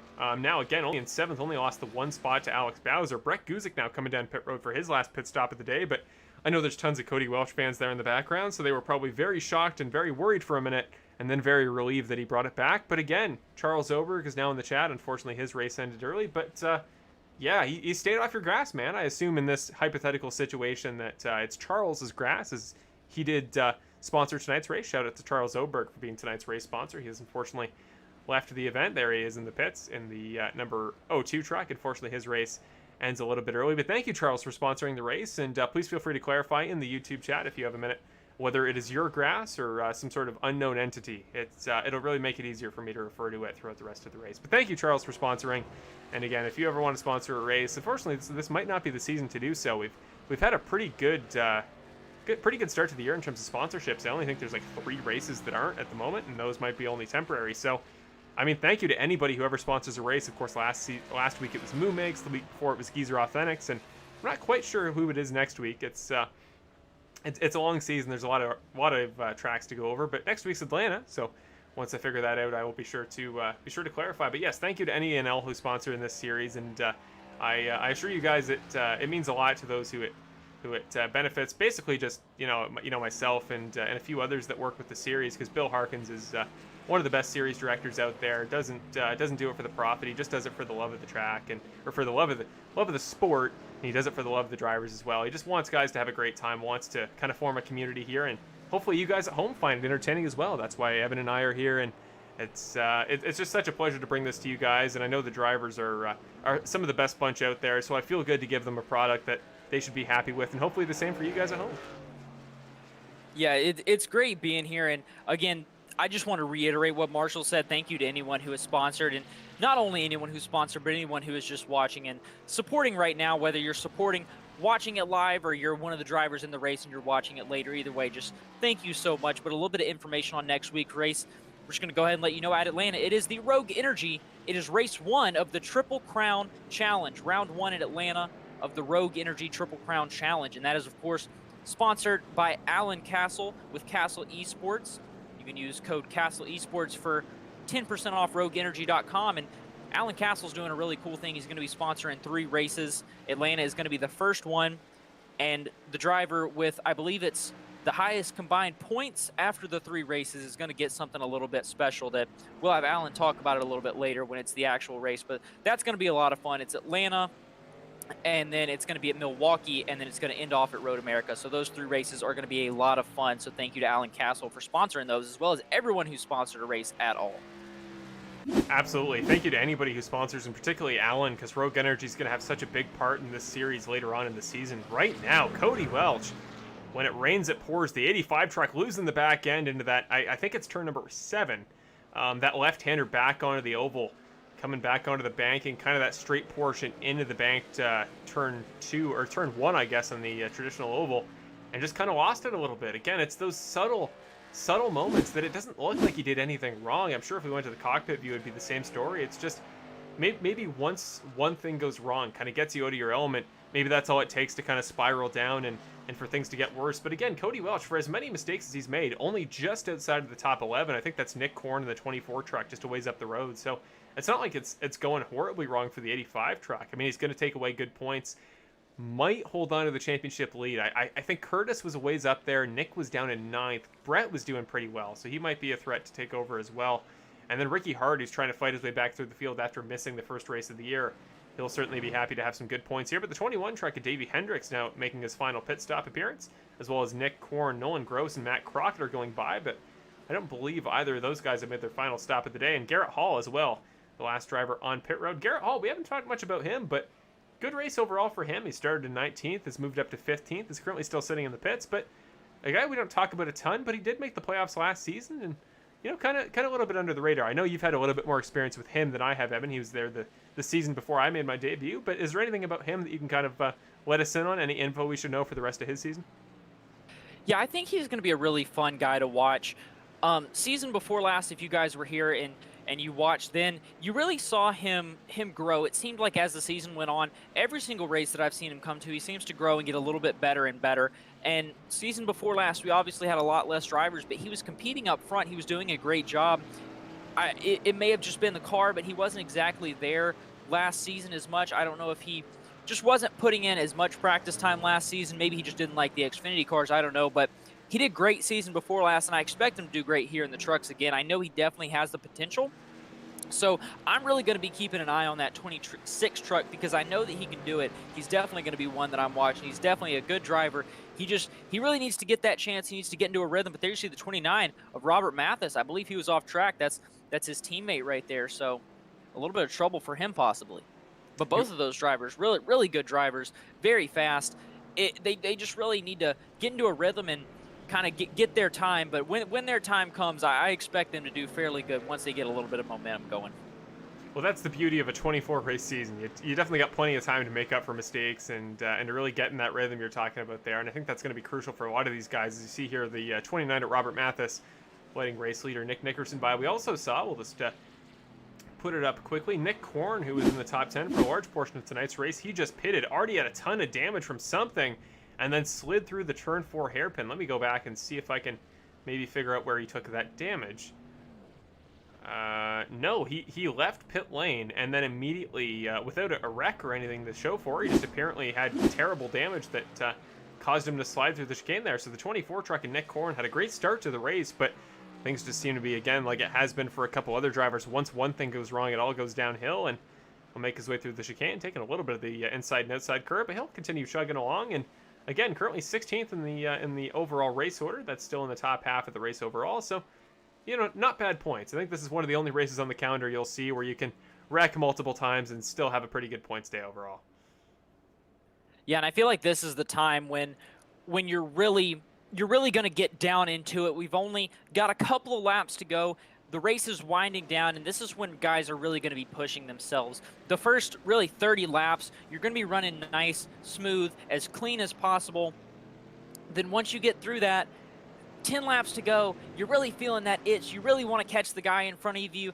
The only thing going through your head is really if you could just get that one more spot, or if you could just get those couple more spots, how much better it would be. So there's Nick Nickerson coming on pit road right now, but this is when I feel like you're going to see guys make mistakes. If there's going to be mistakes made, it's going to be in these next couple of laps coming down to the end of the race, because guys are really going to want to catch the guys in front of them. They're going to be pushing themselves just a little bit harder. They're going to be driving into the corner just a little bit further, braking a little bit later, a little bit less.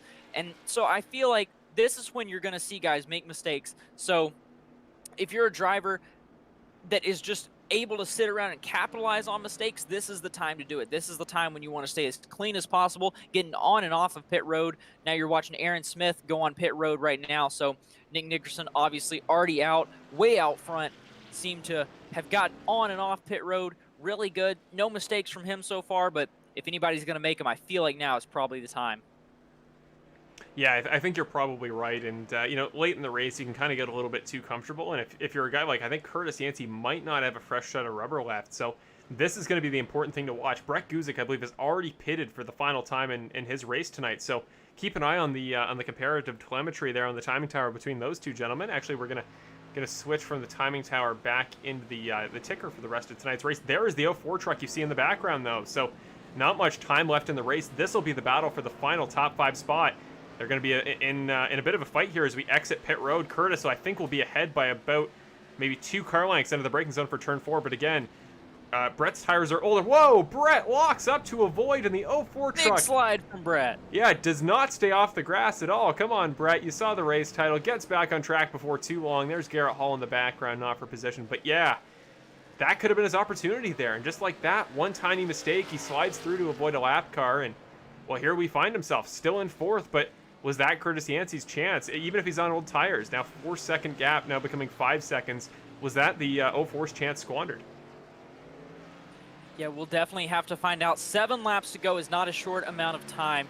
There's definitely plenty of time for him to get back up there in 7 laps. We'll just see if he's able to do it. We don't know what the tire strategy is between these two guys. We're assuming that Brett's on newer tires and Curtis is on older tires, so we don't know if that's true, but if that is the case, I expect that we'll see some differences in the lap times here shortly. But who knows? That may have been the mistake that's going to mess Brett up right there. Yeah, I'm certainly hoping it's not, because, you know, one of those guys in the series, again, that does put in a ton of time, and I know helps kind of guide some of the other drivers in terms of prepping for these races. And that's so uncharacteristic for Brett. Usually if he has struggles, it's just over the course of long-term pace on tires and stuff like that. Very rarely do you see him making proper mistakes like that, but maybe it was just a case of, you know, when the 2 cars in front of him stopped, maybe it was a little bit earlier than he was expecting. And remember, he was up to speed as well. He was already running his, you know, traditional race line, whereas Curtis Yancey maybe braking a little bit earlier, knowing those cold tires would need some more time in the braking zone. So whatever it may be. It sucks to see, and we didn't really do picks tonight because there's very few guys to choose from, and it's more fun to do with the ovals. But he was a guy you talked about pre-race, Evan, and I think that even if tonight only turns out to be a fourth, and again, it says a lot if we're saying only a fourth. That should speak to how good a driver is. But Brett and Kevin Foster, I think, are my two picks for the championship this season. Two guys that maybe last year didn't quite have as much of a foot in the championship battle, but two guys to definitely watch this season. Yeah, and I mean, if anything, I think better than doing a pick here at a road course, the thing that we need to pick is how many people is Nick going to lap, how many people are going to be left on the lead lap at the end of the race. And you mentioned it a little bit earlier, but we saw last season here, Nick lapped everyone but himself in second place, I believe. So right now, 1st through 7th are still on the lead lap. So that just shows you that. I know we've got a couple of new drivers. Alex Bowser is a new face in there. Aaron Smith, obviously a new face in there. Those guys are in 6th and 2nd, respectively. But that shows you how good some of these other drivers are doing. Curtis is doing good. Brett's doing good. Kevin Foster is doing really good right now. We haven't seen him shine on the road courses too much. But Ricky Hart Jr., he's sitting there in 7th position. He'll be the next to go a lap down, possibly. But a great job from him. And that just shows you that some of these guys seem like they're getting a little bit better.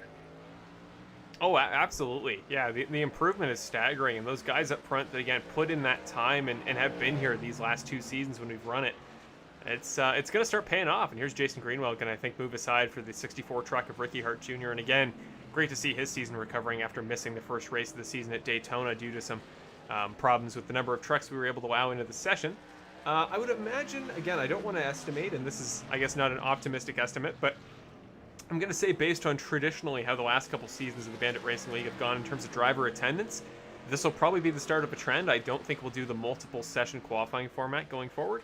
I think that we'll be under the 43 driver cap most of the rest of the season. Of course, we get less guys for the road courses, so maybe that's not realistic, but this should be the way of things going forward. We'll start just before 8 in terms of a little bit of pre-race, and then we'll be properly up to speed by the time we get into the real thing. So going forward, hopefully we'll cut things down a little bit, and we'll be back to the old format. And it certainly makes it easier for me. It makes it easier to track who's been the biggest mover of the race. Speaking of which, what a transition! Your 2 biggest movers of the race currently, they're a little ways back there in the pack, but Willie Evernham in the 19 car, and the 19 truck, I should say, running in 19th.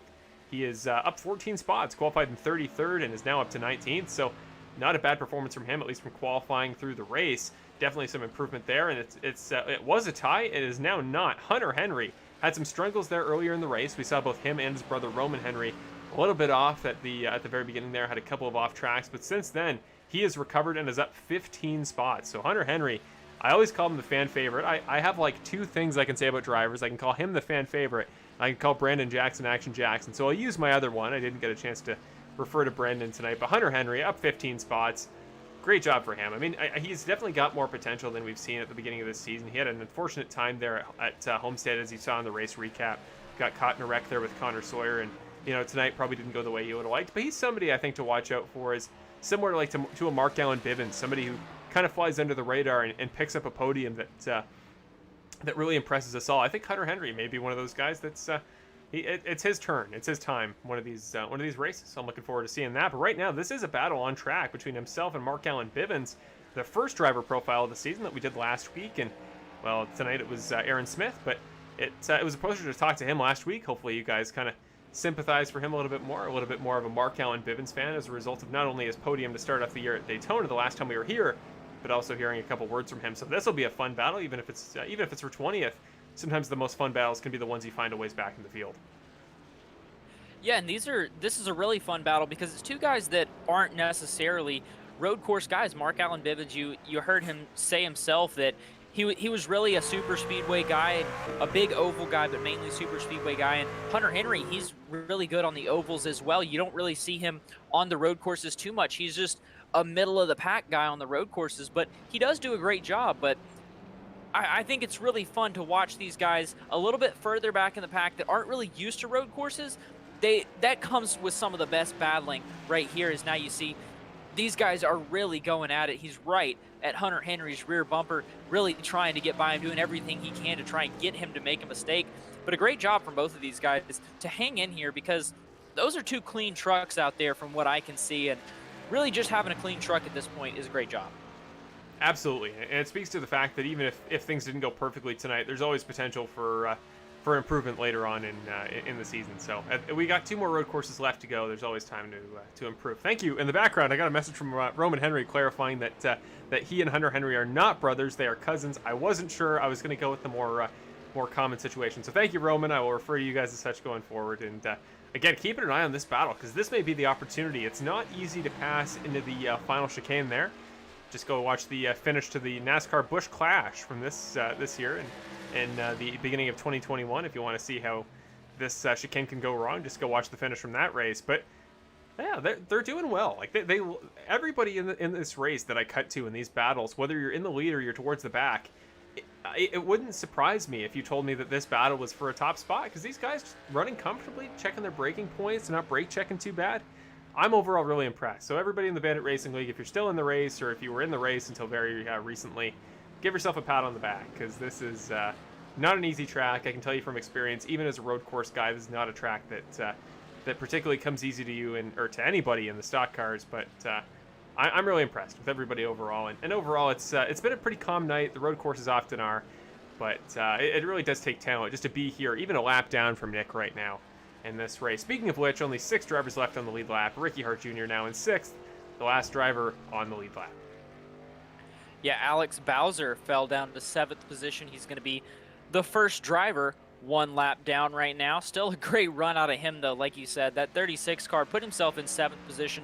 And great to see new drivers out here. And great to really focus on these guys and talk about them. But really fun to see our old drivers, too. Or not old drivers, but our returning drivers as well. As some of these guys in front of him are having a really great run. Ricky Hart Jr., we've talked about him a little bit, but Kevin Foster in that 8 truck, I'm sure he's had a little bit of help from Nick Nickerson. He's obviously conjuring his inner Nick Nickerson. They've both got the big red paint schemes, both on the same team here and supporting Big Red Propane in their F-150s. But Kevin Foster doing his best job to conjure up his inner Nick Nickerson.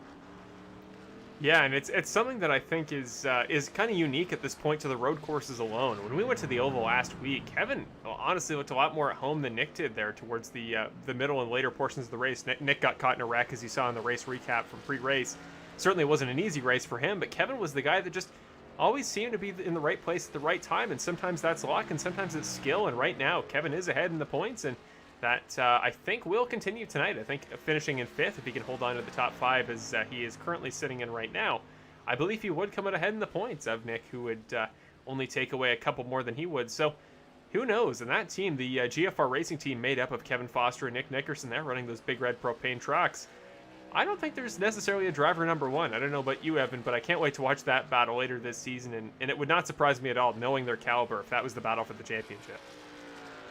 No, if there was definitely, if there was a team standing or something like that, I feel like that team has to be the top one or near it. Obviously, the teams are really just for fun, but if there was, that would be one of the strongest teams that there is. Nick and Kevin, they're both really great drivers. If you just joined us last season, you really didn't see Kevin Foster as good as he is. He did well last season, but not near as good as I know that he can do. If you were here the season before last, you saw he knocked off a couple of wins. He's a former champion here with the Bandit Racing League in the Xfinity cars, not this past season, but the time before that they raced the Xfinity cars. He's a champion with them. So I wasn't here to see him be a champion, but I've seen him with some really good races, and he's obviously a very, very good driver. He just wasn't really able to show it last season. But this season, it looks like he is out for a rip, and he is going to do the best that he can to show it. And sitting in 5th spot right now. Started in 4th. He's doing a great job. Just want to cut to a quick replay there of a wreck for Kilzook. Just went around a moment ago. But white flag, Nick Nickerson just took in a moment ago as he heads through turns 2 and 3. I very quickly, this is going to be my big slip up for the night. The one thing that I absolutely forgot to do. I never showed the points, and we have them ready to go. So we'll, as Nick finishes up his final lap here at Daytona Road Course in the Stay Off My Grass 40 at Daytona. Let's just throw up your championship points prior to tonight. We'll get those up there. There you go. So there were the championship standings heading into tonight's race. Cody Welch there with 87, leading the field. Kevin Foster with 84, only 3 back. Davey Hendricks has recovered from a rough start to his race at Daytona. He had 82 coming in. Trey Ellis, your winner at Daytona, with 78. And Tony Hilbrand, he left tonight's race pretty early. I believe he'll come home in 36th overall, so that won't help him in points, but he was 5th prior, so he'll still be quite a ways up there at the conclusion of tonight's race. There are your top 18. We'll jump down a little ways so you can see the entire field. Wish it had been up there earlier, but Nick is coming home. It's not going to be much longer, so there's 11 to 20 to 28, and there's a little ways further down. So hopefully you found your favorite driver in there, but we're coming home for the finish, and Evan, just tonight's race, we talked about Aaron Smith, we hyped him up a bunch, but you got to think this is what a lot of us expected. Yeah, everyone was going to be looking at Aaron Smith. Everyone was looking at Aaron Smith, but in the end, it's the 2-truck that takes it home, and you really can't expect anything else. He's dominated every single road course, and we all knew that it wasn't going to be very long before that 2-truck locked himself into the playoffs, and with this win, he's going to be able to do it. He doesn't have much longer to go. He's almost around to the finish line.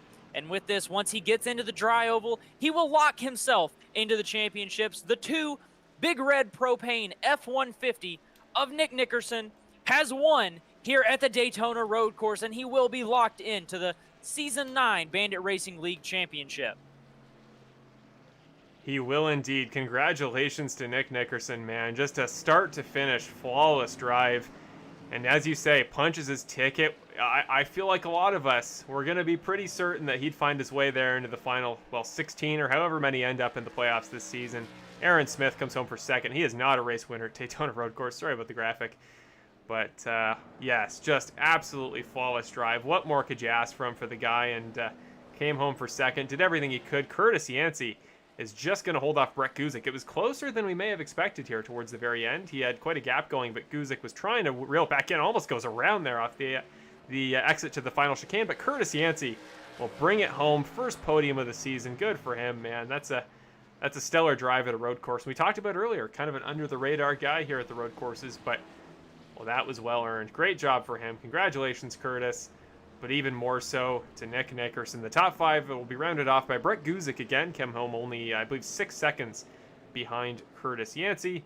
And Kevin Foster was a little ways behind that. He wasn't quite as close as those guys up there, but, well, there's your top 5, and what a race. Congratulations, Nick. We'll cut to him. We'll catch his celebration. Just finishing up the graphic. There you go.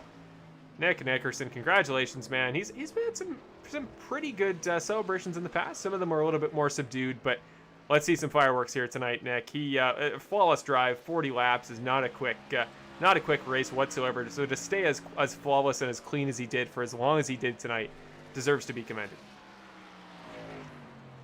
Yeah, congratulations to Nick, but really congratulations to anyone that competed tonight. Everyone did a great job, but especially those drivers that just finished on the lead lap. If you were able to say that you finished on the lead lap of a race, a road course race that Nick Nickerson was in, you really did a great job. As Nick Nickerson, Aaron Smith, Curtis Yancey, Brett Guzik, Kevin Foster, Ricky Hart Jr., all those guys, a great finish here tonight and a great job from those guys to round out the nights. There you see the 2-car doing some burnouts on the front straightaway, just having a good time celebrating the win here of the 3rd race of the season, the Stay Off My Grass 40 at Daytona Road Course, and Nick Nickerson coming home with the win. I gotta say, between, Trey Ellis, one of the better winners we could have possibly foreseen there at Daytona, Brandon Jackson winning in dominant fashion last week at Homestead-Miami, and Nick taking home the start of what could be another attempt at the season road course sweep tonight. He's off to a good start. He's only got 2 more to go, and I think I might run part-time this season, might run the 2 road course races, and give Evan the keys back to the booth, and maybe I'll try to give him a run for his money. But for the time being, man, what a start to his season. There's teammate Kevin Foster. Those 2 guys are gonna have a fun little time together. We've seen some pretty good dual facing burnouts here in this series in the past. We saw a great 4-way one to end off last season, but, well, unfortunately Brandon wasn't here, but now he's got company from a guy I'm sure he probably would have expected to see in the playoffs with him, and all 3 winners tonight. I see no reason those guys can't make a great run at the title, and certainly Nick. He's the defending champion for a reason. Now he's got to try to back it up, and tonight was a great start to that adventure.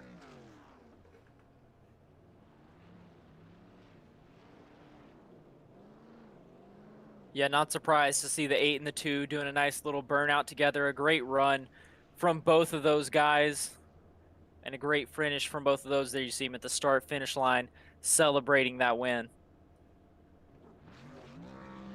You know, Nick is maybe not quite as excitable as Brandon Jackson post-race. Doesn't quite have that pep that I know Brandon did at Homestead. But I know he's going to get up from his chair. Maybe we'll see him do something funny. But no, just, man, overall, again, you did a great job, Evan, to catch me on it. Because sometimes I find that when he has a race like this, he just doesn't get nearly enough notice for it. You know, we don't give him enough attention. And man, does he deserve it. Because I'll never understand how he does what he does. I promise you. I've run countless practices with the guy, and I cannot even begin to fathom how he does what he does, let alone replicate it myself. But tonight, there are your final results for the Stay Off My Grass 40 at Daytona Road Course, the third round of Season 9 of the Bandit Racing League. In your top 10, first of all, for starters, your race winner, Nick Nickerson for GFR Motorsports. Start to finish, flawless race. Didn't have even the tiniest mistake like he did at Road America to round off last season. Did what he had to do, flew through it, and he will get his first win of the season tonight in only round number 3. And second, Aaron Smith, the second, a rookie driver tonight, making only his second appearance. We talked to him in the driver profile, and I'm very glad that we did. He'll come up as the bridesmaid tonight, but man, was he close there at times at the start of the race, and he's shown the potential. Now he knows what he's dealing with. He's raced against Nick in a proper race, and I'm sure he'll be all set to go when we return to Road America for the final round of, as you mentioned before, the Rogue Energy triple header we'll be running this season. Curtis Yancey comes home in third, gets his first podium of the season in the 51 truck, again after missing last season, the end of the year, due to some off and on track issues between him and some other drivers. He did what he had to do. He made his way through the field tonight. Had to get through a couple cars at the beginning. Started in 6th, was the only driver on the podium tonight to not start on the podium spots in terms of qualifying. And he fought his way through, did what he had to do. Congratulations to Curtis Yancey. We'll see if he can carry this on going forward. But a podium, I'm sure, is not a bad way to start off round number 3. And then Brett Guzek will come home in 4th after that. One of the final drivers left on the lead lap. To stay within a minute of Nick, again, is an achievement in its own right. Definitely somebody to watch for going forward. Kevin Foster, teammate of Nick Nickerson. He'll come home in 5th for GFR Motorsports. The team, of course, hypothetical. We don't have teams here in the Bandit Racing League, but the 2 affiliates will both find their way into the top 5. Ricky Hart Jr., another good performance for him. He's always solid at the road courses. He will be the final driver left there on the lead lap, though it was close, about 2 seconds to the good on the lead lap. So he will come home in 6th position.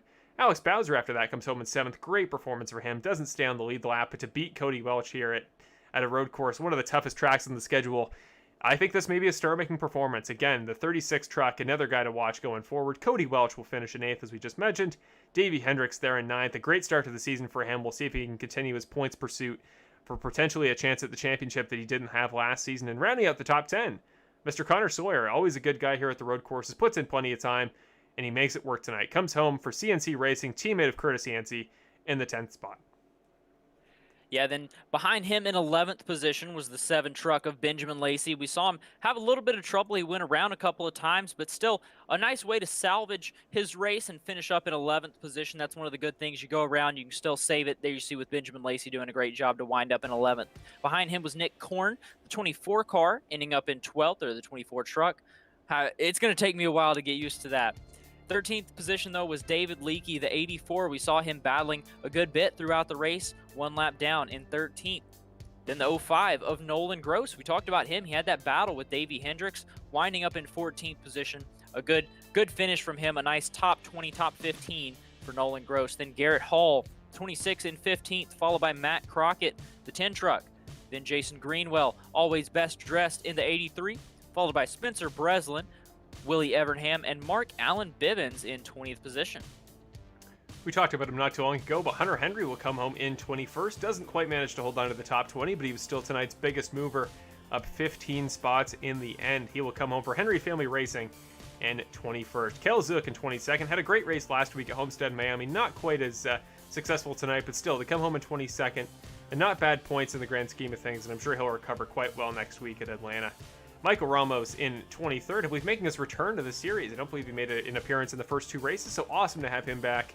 And after he was our pole sitter in last season's race at Charlotte, our finale this season. So who knows, maybe opportune timing. He's somebody to look out for over the course of the entire season. He'll finish in 23rd. Steve Ulrich in 24th, 1 spot shy of matching his truck number there in the 25. Connor Zook will take that spot. He will finish in 25th in the 55. He is a rookie this season. I'm not going to say brother of Cale Zook, because I clearly am not quite as consistent in that assumption as I think I am. So he'll come home in 25th. Alan Castle for Castle Esports and Rogue Energy comes home in 26th. Thomas Funzler in 27th. Robert Mathis in 28th. After a pretty good start to the season there at Daytona, came very close to winning that race and was decent last week at Homestead, but unfortunately got in a wreck.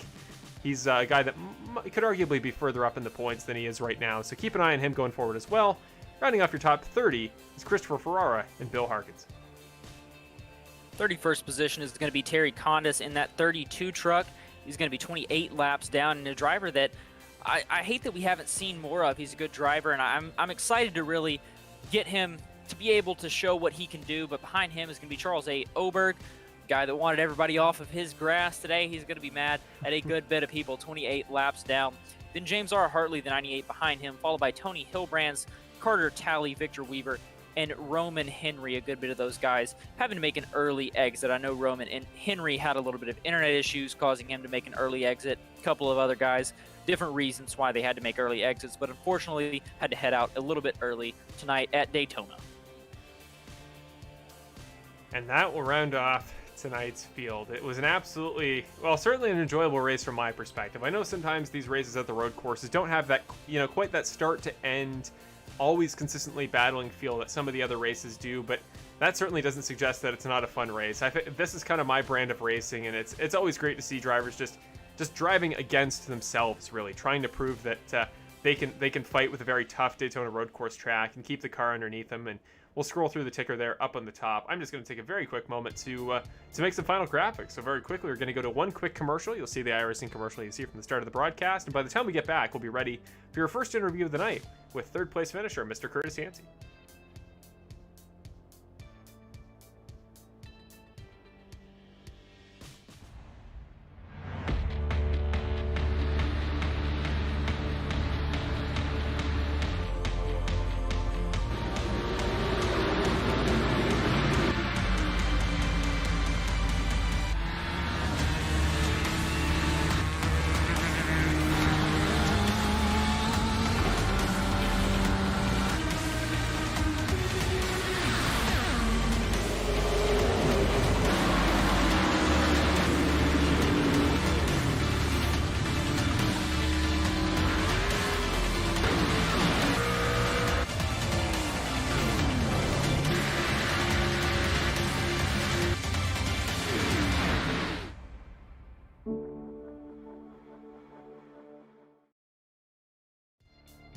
And with that, we are about all set for your first interview of the night tonight, making his first appearance on the podium this season, but I'd imagine it will not be the last knowing him.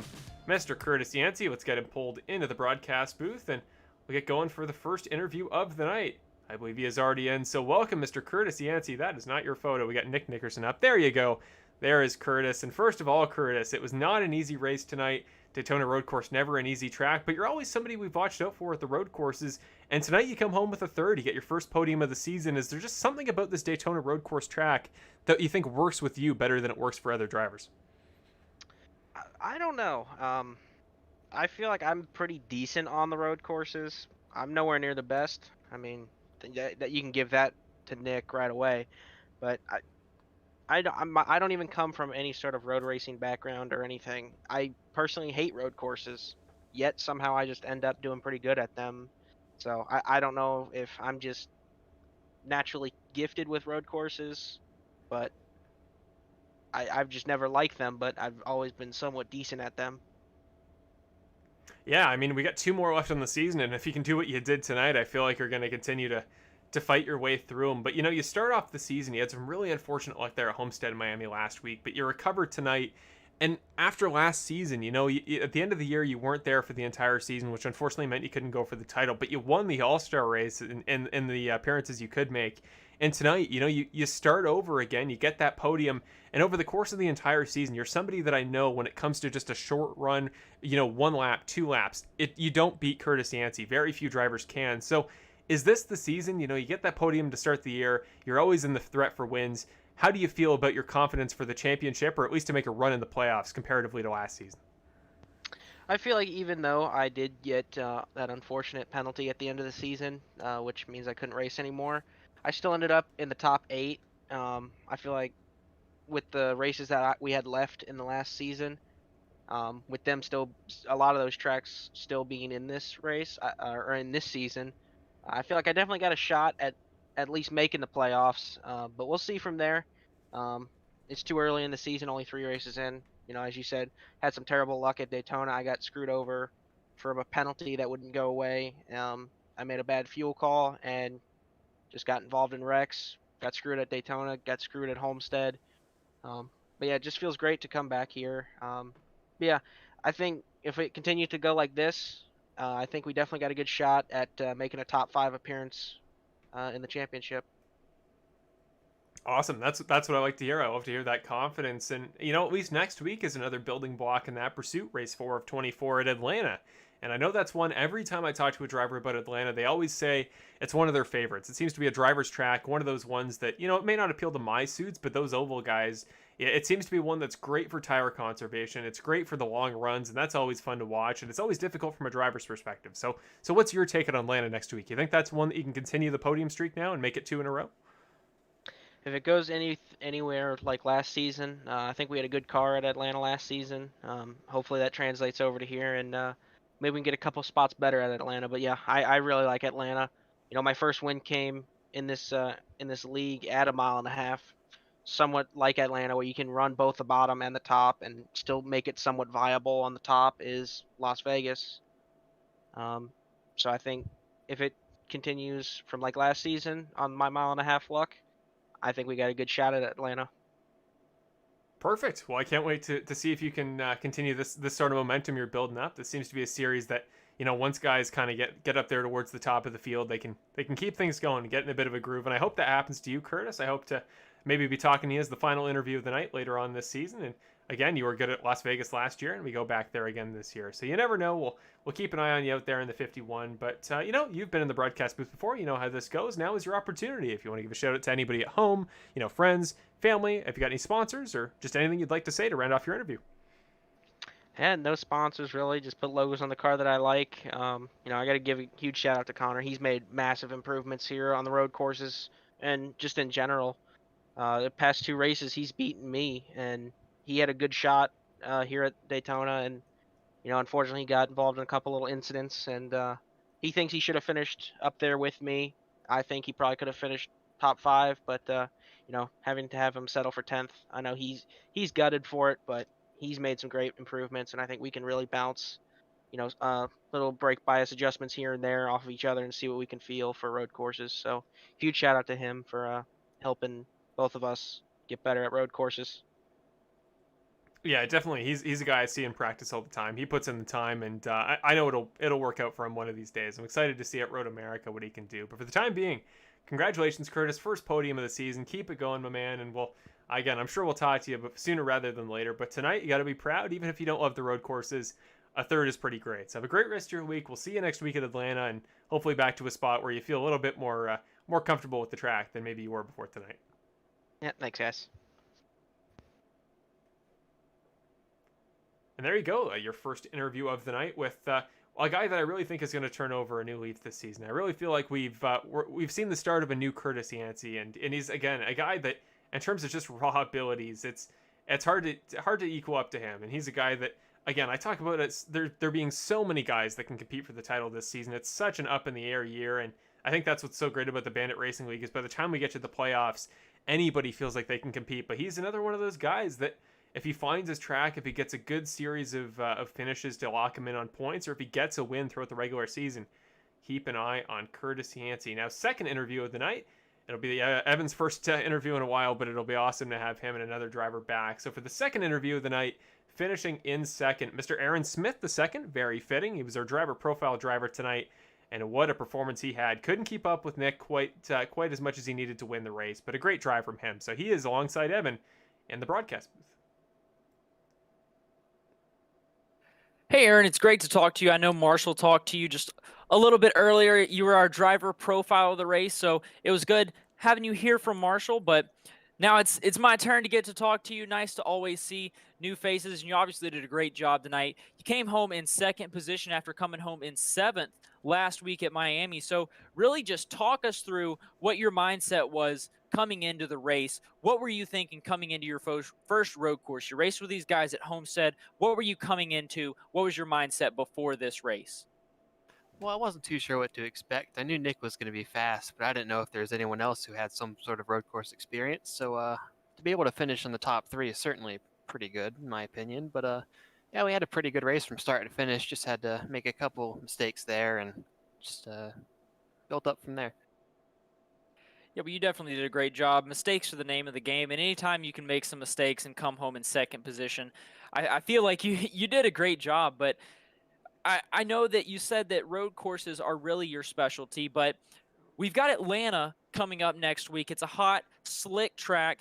You did well at Homestead. How are you feeling coming for Atlanta next week?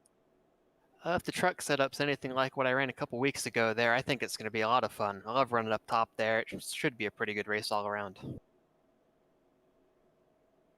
That sounds like a plan. You seem to be a great driver, oval and road course. But speaking of road courses as well, I don't know how much you've looked at the track, but we've got some fun road courses coming up. So are there any of those that you're particularly excited for that you've seen on the schedule, or are you just kind of going with the flow? Yeah, I'm going with the flow for now. I've never been too good at the flat tracks like the Daytona Road Course, but once we get to the fun ones like Road America, I think it should be much better. All right, well, that sounds good. I'm excited to see you come in here, Road America. You did a great job tonight. You were able to keep up with Nick for a good bit of the race, even though he ended up running away with it on you a little bit. But great job, and that's really the closest that we've had anybody come to him that I've seen. So really a great run from you. But I'm not good at this interview thing. Everybody knows that, but I guess I don't have any more questions for you. So this is your time to go ahead, say whatever you want to say. If you have any sponsors or family to shout out, this is your time to do it in your first interview with the Bandit Racing League. All right. Well, I'd like to thank the folks at the Bandit Racing League for putting this show on, y'all for broadcasting, and the folks at the Satellite Racing Team for their support over the past year and a half, and everyone for watching. Looking forward to next week. Hey, that sounds good. I'm looking forward to it. You're a great driver, and I'm really excited to watch you coming up at these road courses and ovals. I feel like you're going to do great, and hopefully you're going to make a run at the championship. So it was really nice talking to you, and hopefully I'll be interviewing you at some other point in time. All right. Thank you. Awesome. And that was Aaron Smith II, again, making his road course debut tonight, which, based on what I was hearing from everybody else, was really the debut to watch for him. And I know that by the time we get to Road America, I know he'll be a threat again. But again, don't discount the ovals, man. He got a 7th last week, and heading into Atlanta, I think that'll be the real test. The oval guys love Atlanta, so that's one of those ones where maybe somebody just learning it for the first time is going to struggle a little bit more in terms of relative pace. But now, just getting ready for your final interview of the night. And well, again, we always like to be optimistic thinkers in this series. We like to think that somebody else will find that pace. They'll find a way to beat our golden goose of the road courses. But tonight, that waits a little longer. And Nick Nickerson, your race winner tonight, will begin his journey, his adventure, if you will, towards an attempt at the season sweep. Let's pull him into the broadcast booth and get going on the first of what I'd imagine will be multiple interviews with him this season. Just got to get the right driver, and there we go. Welcome to the broadcast booth, Nick Nickerson. You are back, Yep. And last season, man, you came so close to the sweep. We talked about it a whole bunch. There was going to be a belt, there was going to be a plan, but you came close. Tonight, you start over again. Was tonight any different, man? You've had this experience plenty in the series. It feels like road courses go. Nick qualifies on pole, and we see how it goes. And from there, it's often pretty smooth sailing to the end. But between Aaron getting a little closer than guys have in the past, was definitely pressuring you a little bit more. And I know this was a track where it was tough to get by lap cars. Was tonight any different for you? Was there any challenges you hadn't had last season in the Xfinity cars? Oh yeah, it was way different. Aaron is, there's no secret that he's fast, and he showed it tonight. And I don't think I've ever ran a race where I had to be that focused for that long, because I was one wrong move into the turtles, and there goes that 20 seconds, or going to the wall. So I just had to be laser focused the whole stinking time, and not spinning my tires, not getting sideways out of the corner, because that's kind of how I like to drive anyways. Yeah, I mean, it worked out. I started kind of losing focus towards the end there just because I was so like in tune for so long, but it worked out, and I finally got turned around this season. It has started off pretty rocky. Yeah, no, I know it wasn't an easy first two races for you, and it's often not for a lot of these guys. But you roll with the punches and immediately lock yourself right into the playoffs before too long. Yeah. So clearly now you can kind of relax a little bit. You can take some of the edge off there now that you finally got yourself punched in. But Oh, dude, I know. I know. It's got to be great to get one of the more comfortable races, I'd imagine, between this and Road America in the regular season to lock it down. But Daytona Road Course, we talked about it throughout the broadcast. Comparatively to something like Road America, what made Road America so tricky was the altitude and the elevation was always changing, so it was kind of tough to get into a rhythm. But with such a flat infield here at Daytona, it seems to give guys almost more trouble. So from your background, your perspective, what was making this track so tough for people, and how did you work through those difficulties? Daytona is very. I mean, it's flat, and I guess Road America is also kind of flat, but this track seems like you just have to really woe up the speed so much sooner, and there's no corner where you can just like jam on the brakes going into it. Like you kind of have to with what is that, like turn 4 of Road America, and that's the one in the backstretch. I forget what. A couple turns where you just have to really get on the brakes hard.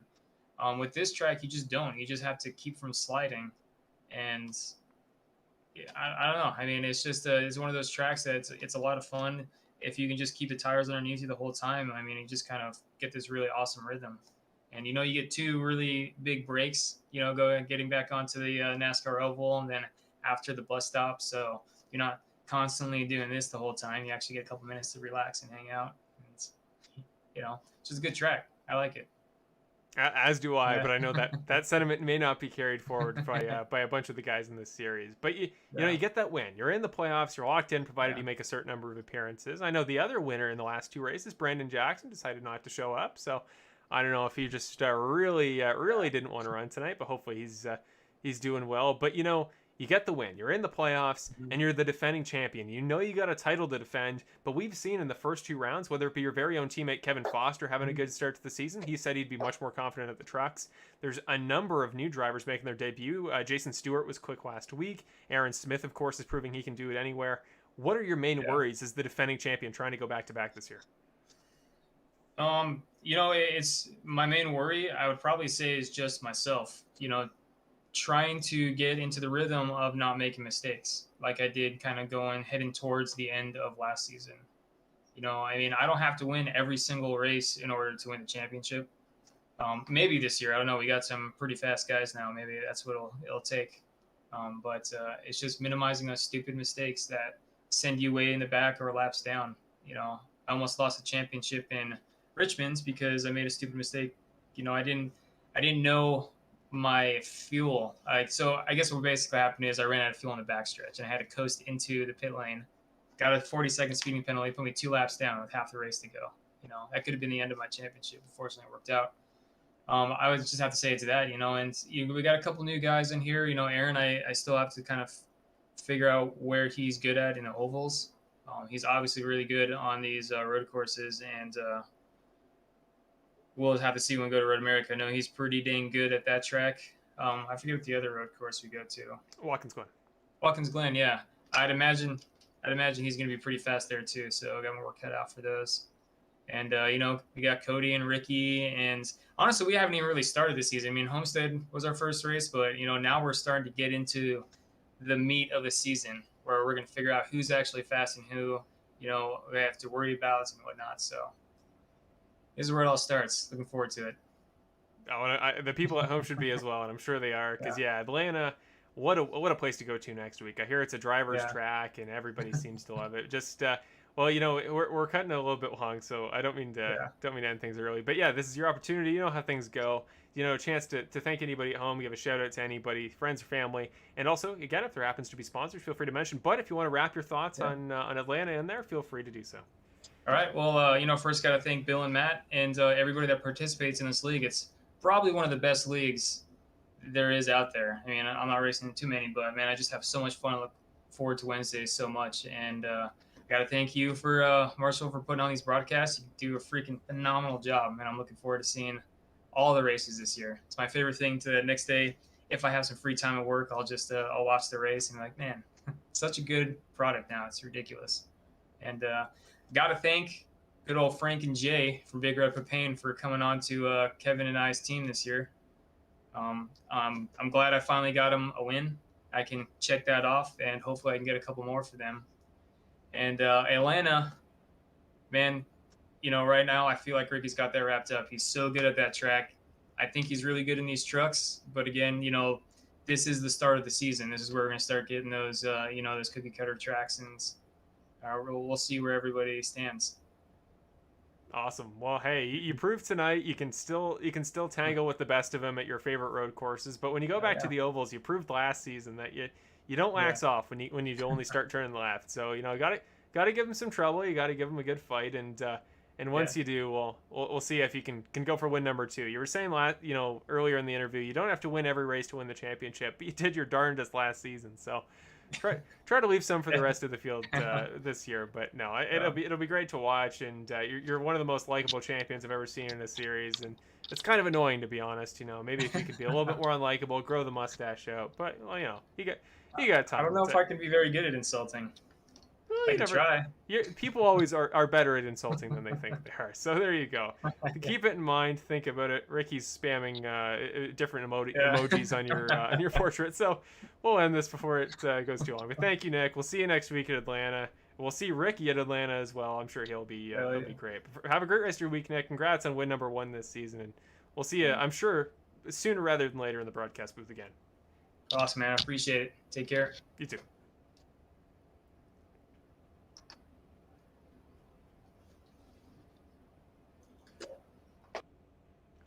And there you go. The first time he'll be here this season. And again, this will not be the last. I think we can both agree on that, Evan.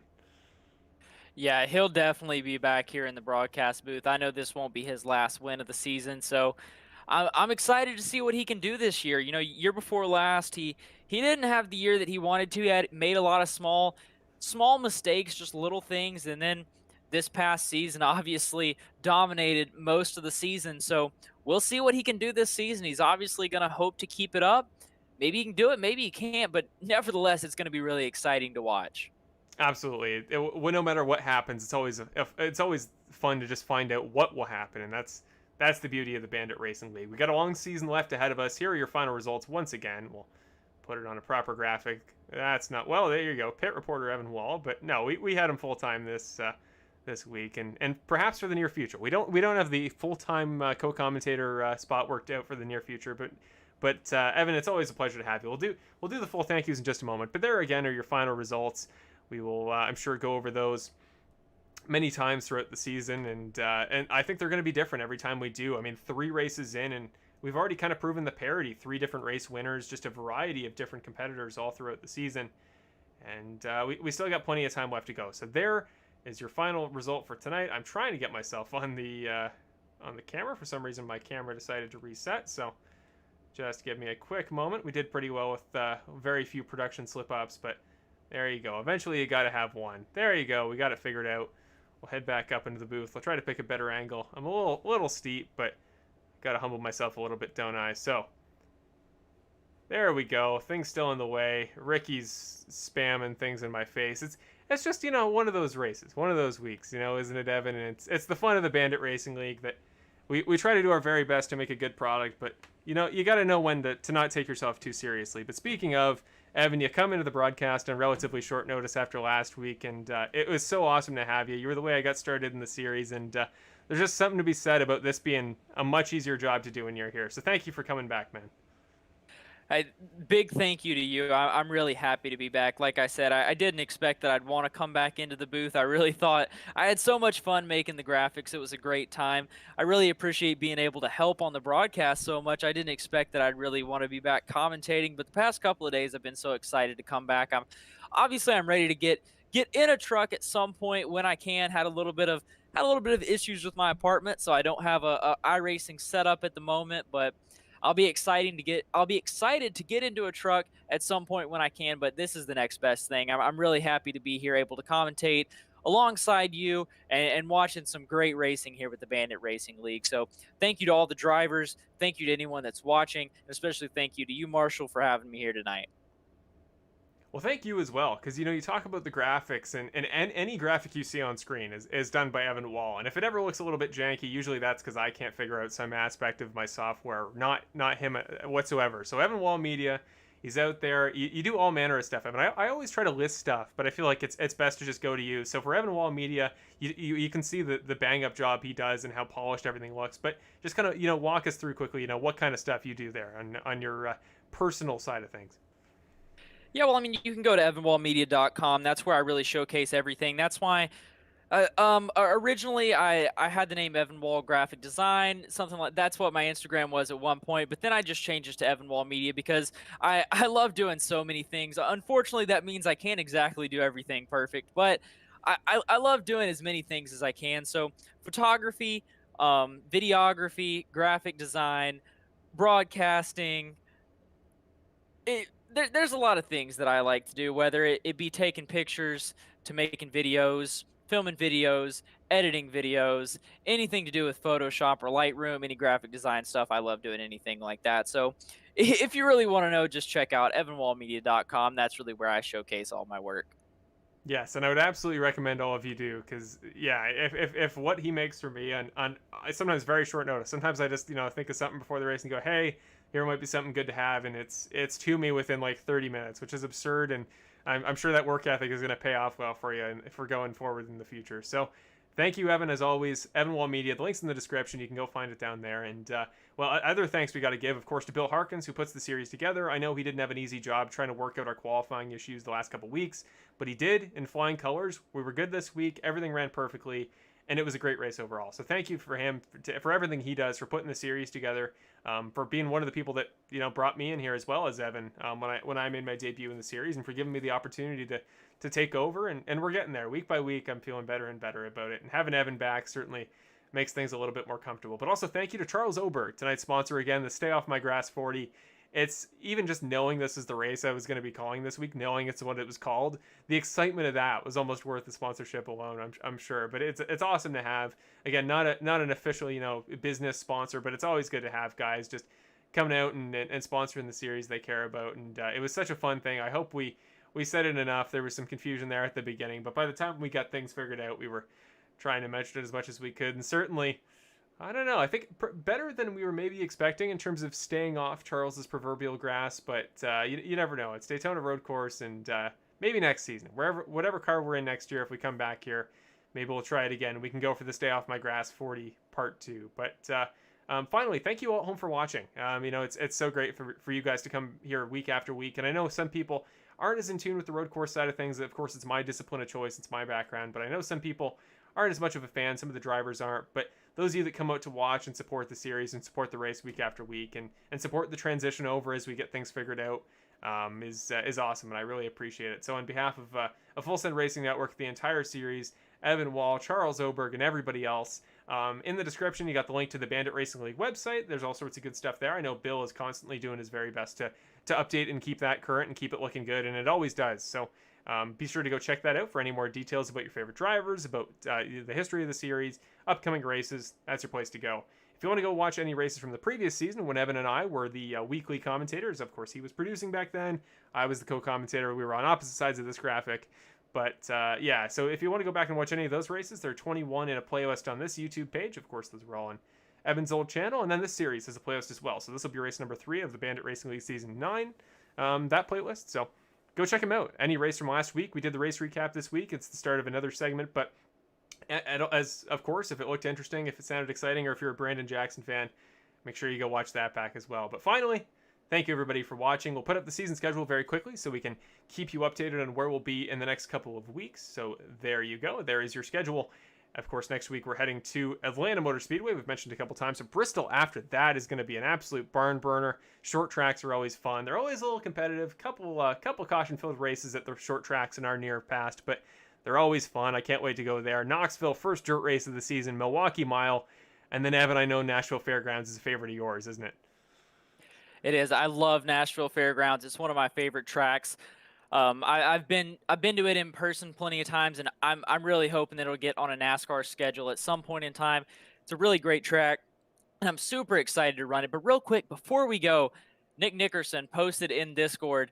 He said, if Aaron Smith wins Road America, then we'll both start at the rear for Watkins Glen. And Aaron Smith said, deal. So if Ooh. the 42 truck wins Road America, the 2 and the 42 will be starting at the rear for Watkins Glen. That's a big storyline we're going to have to watch. That'll be fun. Oh, I can't wait to see that. Oh, if those guys start at the back at Watkins, that's going to be one of the best races you'll ever see. And hey, again, I do want to run part-time. I think I'm going to try my best to run the road courses this year. So maybe him and I will work something out. And the off chance I figure out the trucks enough to move up from my pretty consistent top 5 spot whenever we run casually at the road courses to maybe try to go for the win. But whatever it may be, look forward to that, man. Nick is such a fun guy to have as a champion, and I'm sure Aaron will be practicing for all he's worth to make that happen. So that'll about round it off. You got your schedule for the next couple races. You know where we'll be. You know where we'll be in exactly a week. I believe Nick is now the one spamming thumbs ups in front of my face, so I'm gonna head off before they post something that'll get me canceled off YouTube. There's some claps, thank you. But for the entire Full Send Racing Network team, currently just Evan and I, but what a team it is to have back and reformed. For the entire Bandit Racing League, thank you to Charles Oberg again for sponsoring the Stay Off My Grass 40 at Daytona Road Course. We'll see you all in a week's time. I assume we'll have Evan back, but again, the spot is a little bit unsure for the foreseeable future. But as long as you're free, Evan, it'll be great to have you back. And we will see all of you next week at home. Thank you for watching all the way through. And thank you to all the drivers who may watch back for doing everything you do for racing in the series and for letting us do what we do up here in the broadcast booth. So for the entire Full Send Racing Network team, for the Stay Off My Grass 40 Daytona Road Course, thank you for watching. Have a great week. We'll see you next week at Atlanta for the beginning of the Rogue Energy triple header. That's what I was going to mention. There we go. Let's head off the air. Thank you, ladies and gentlemen, for watching.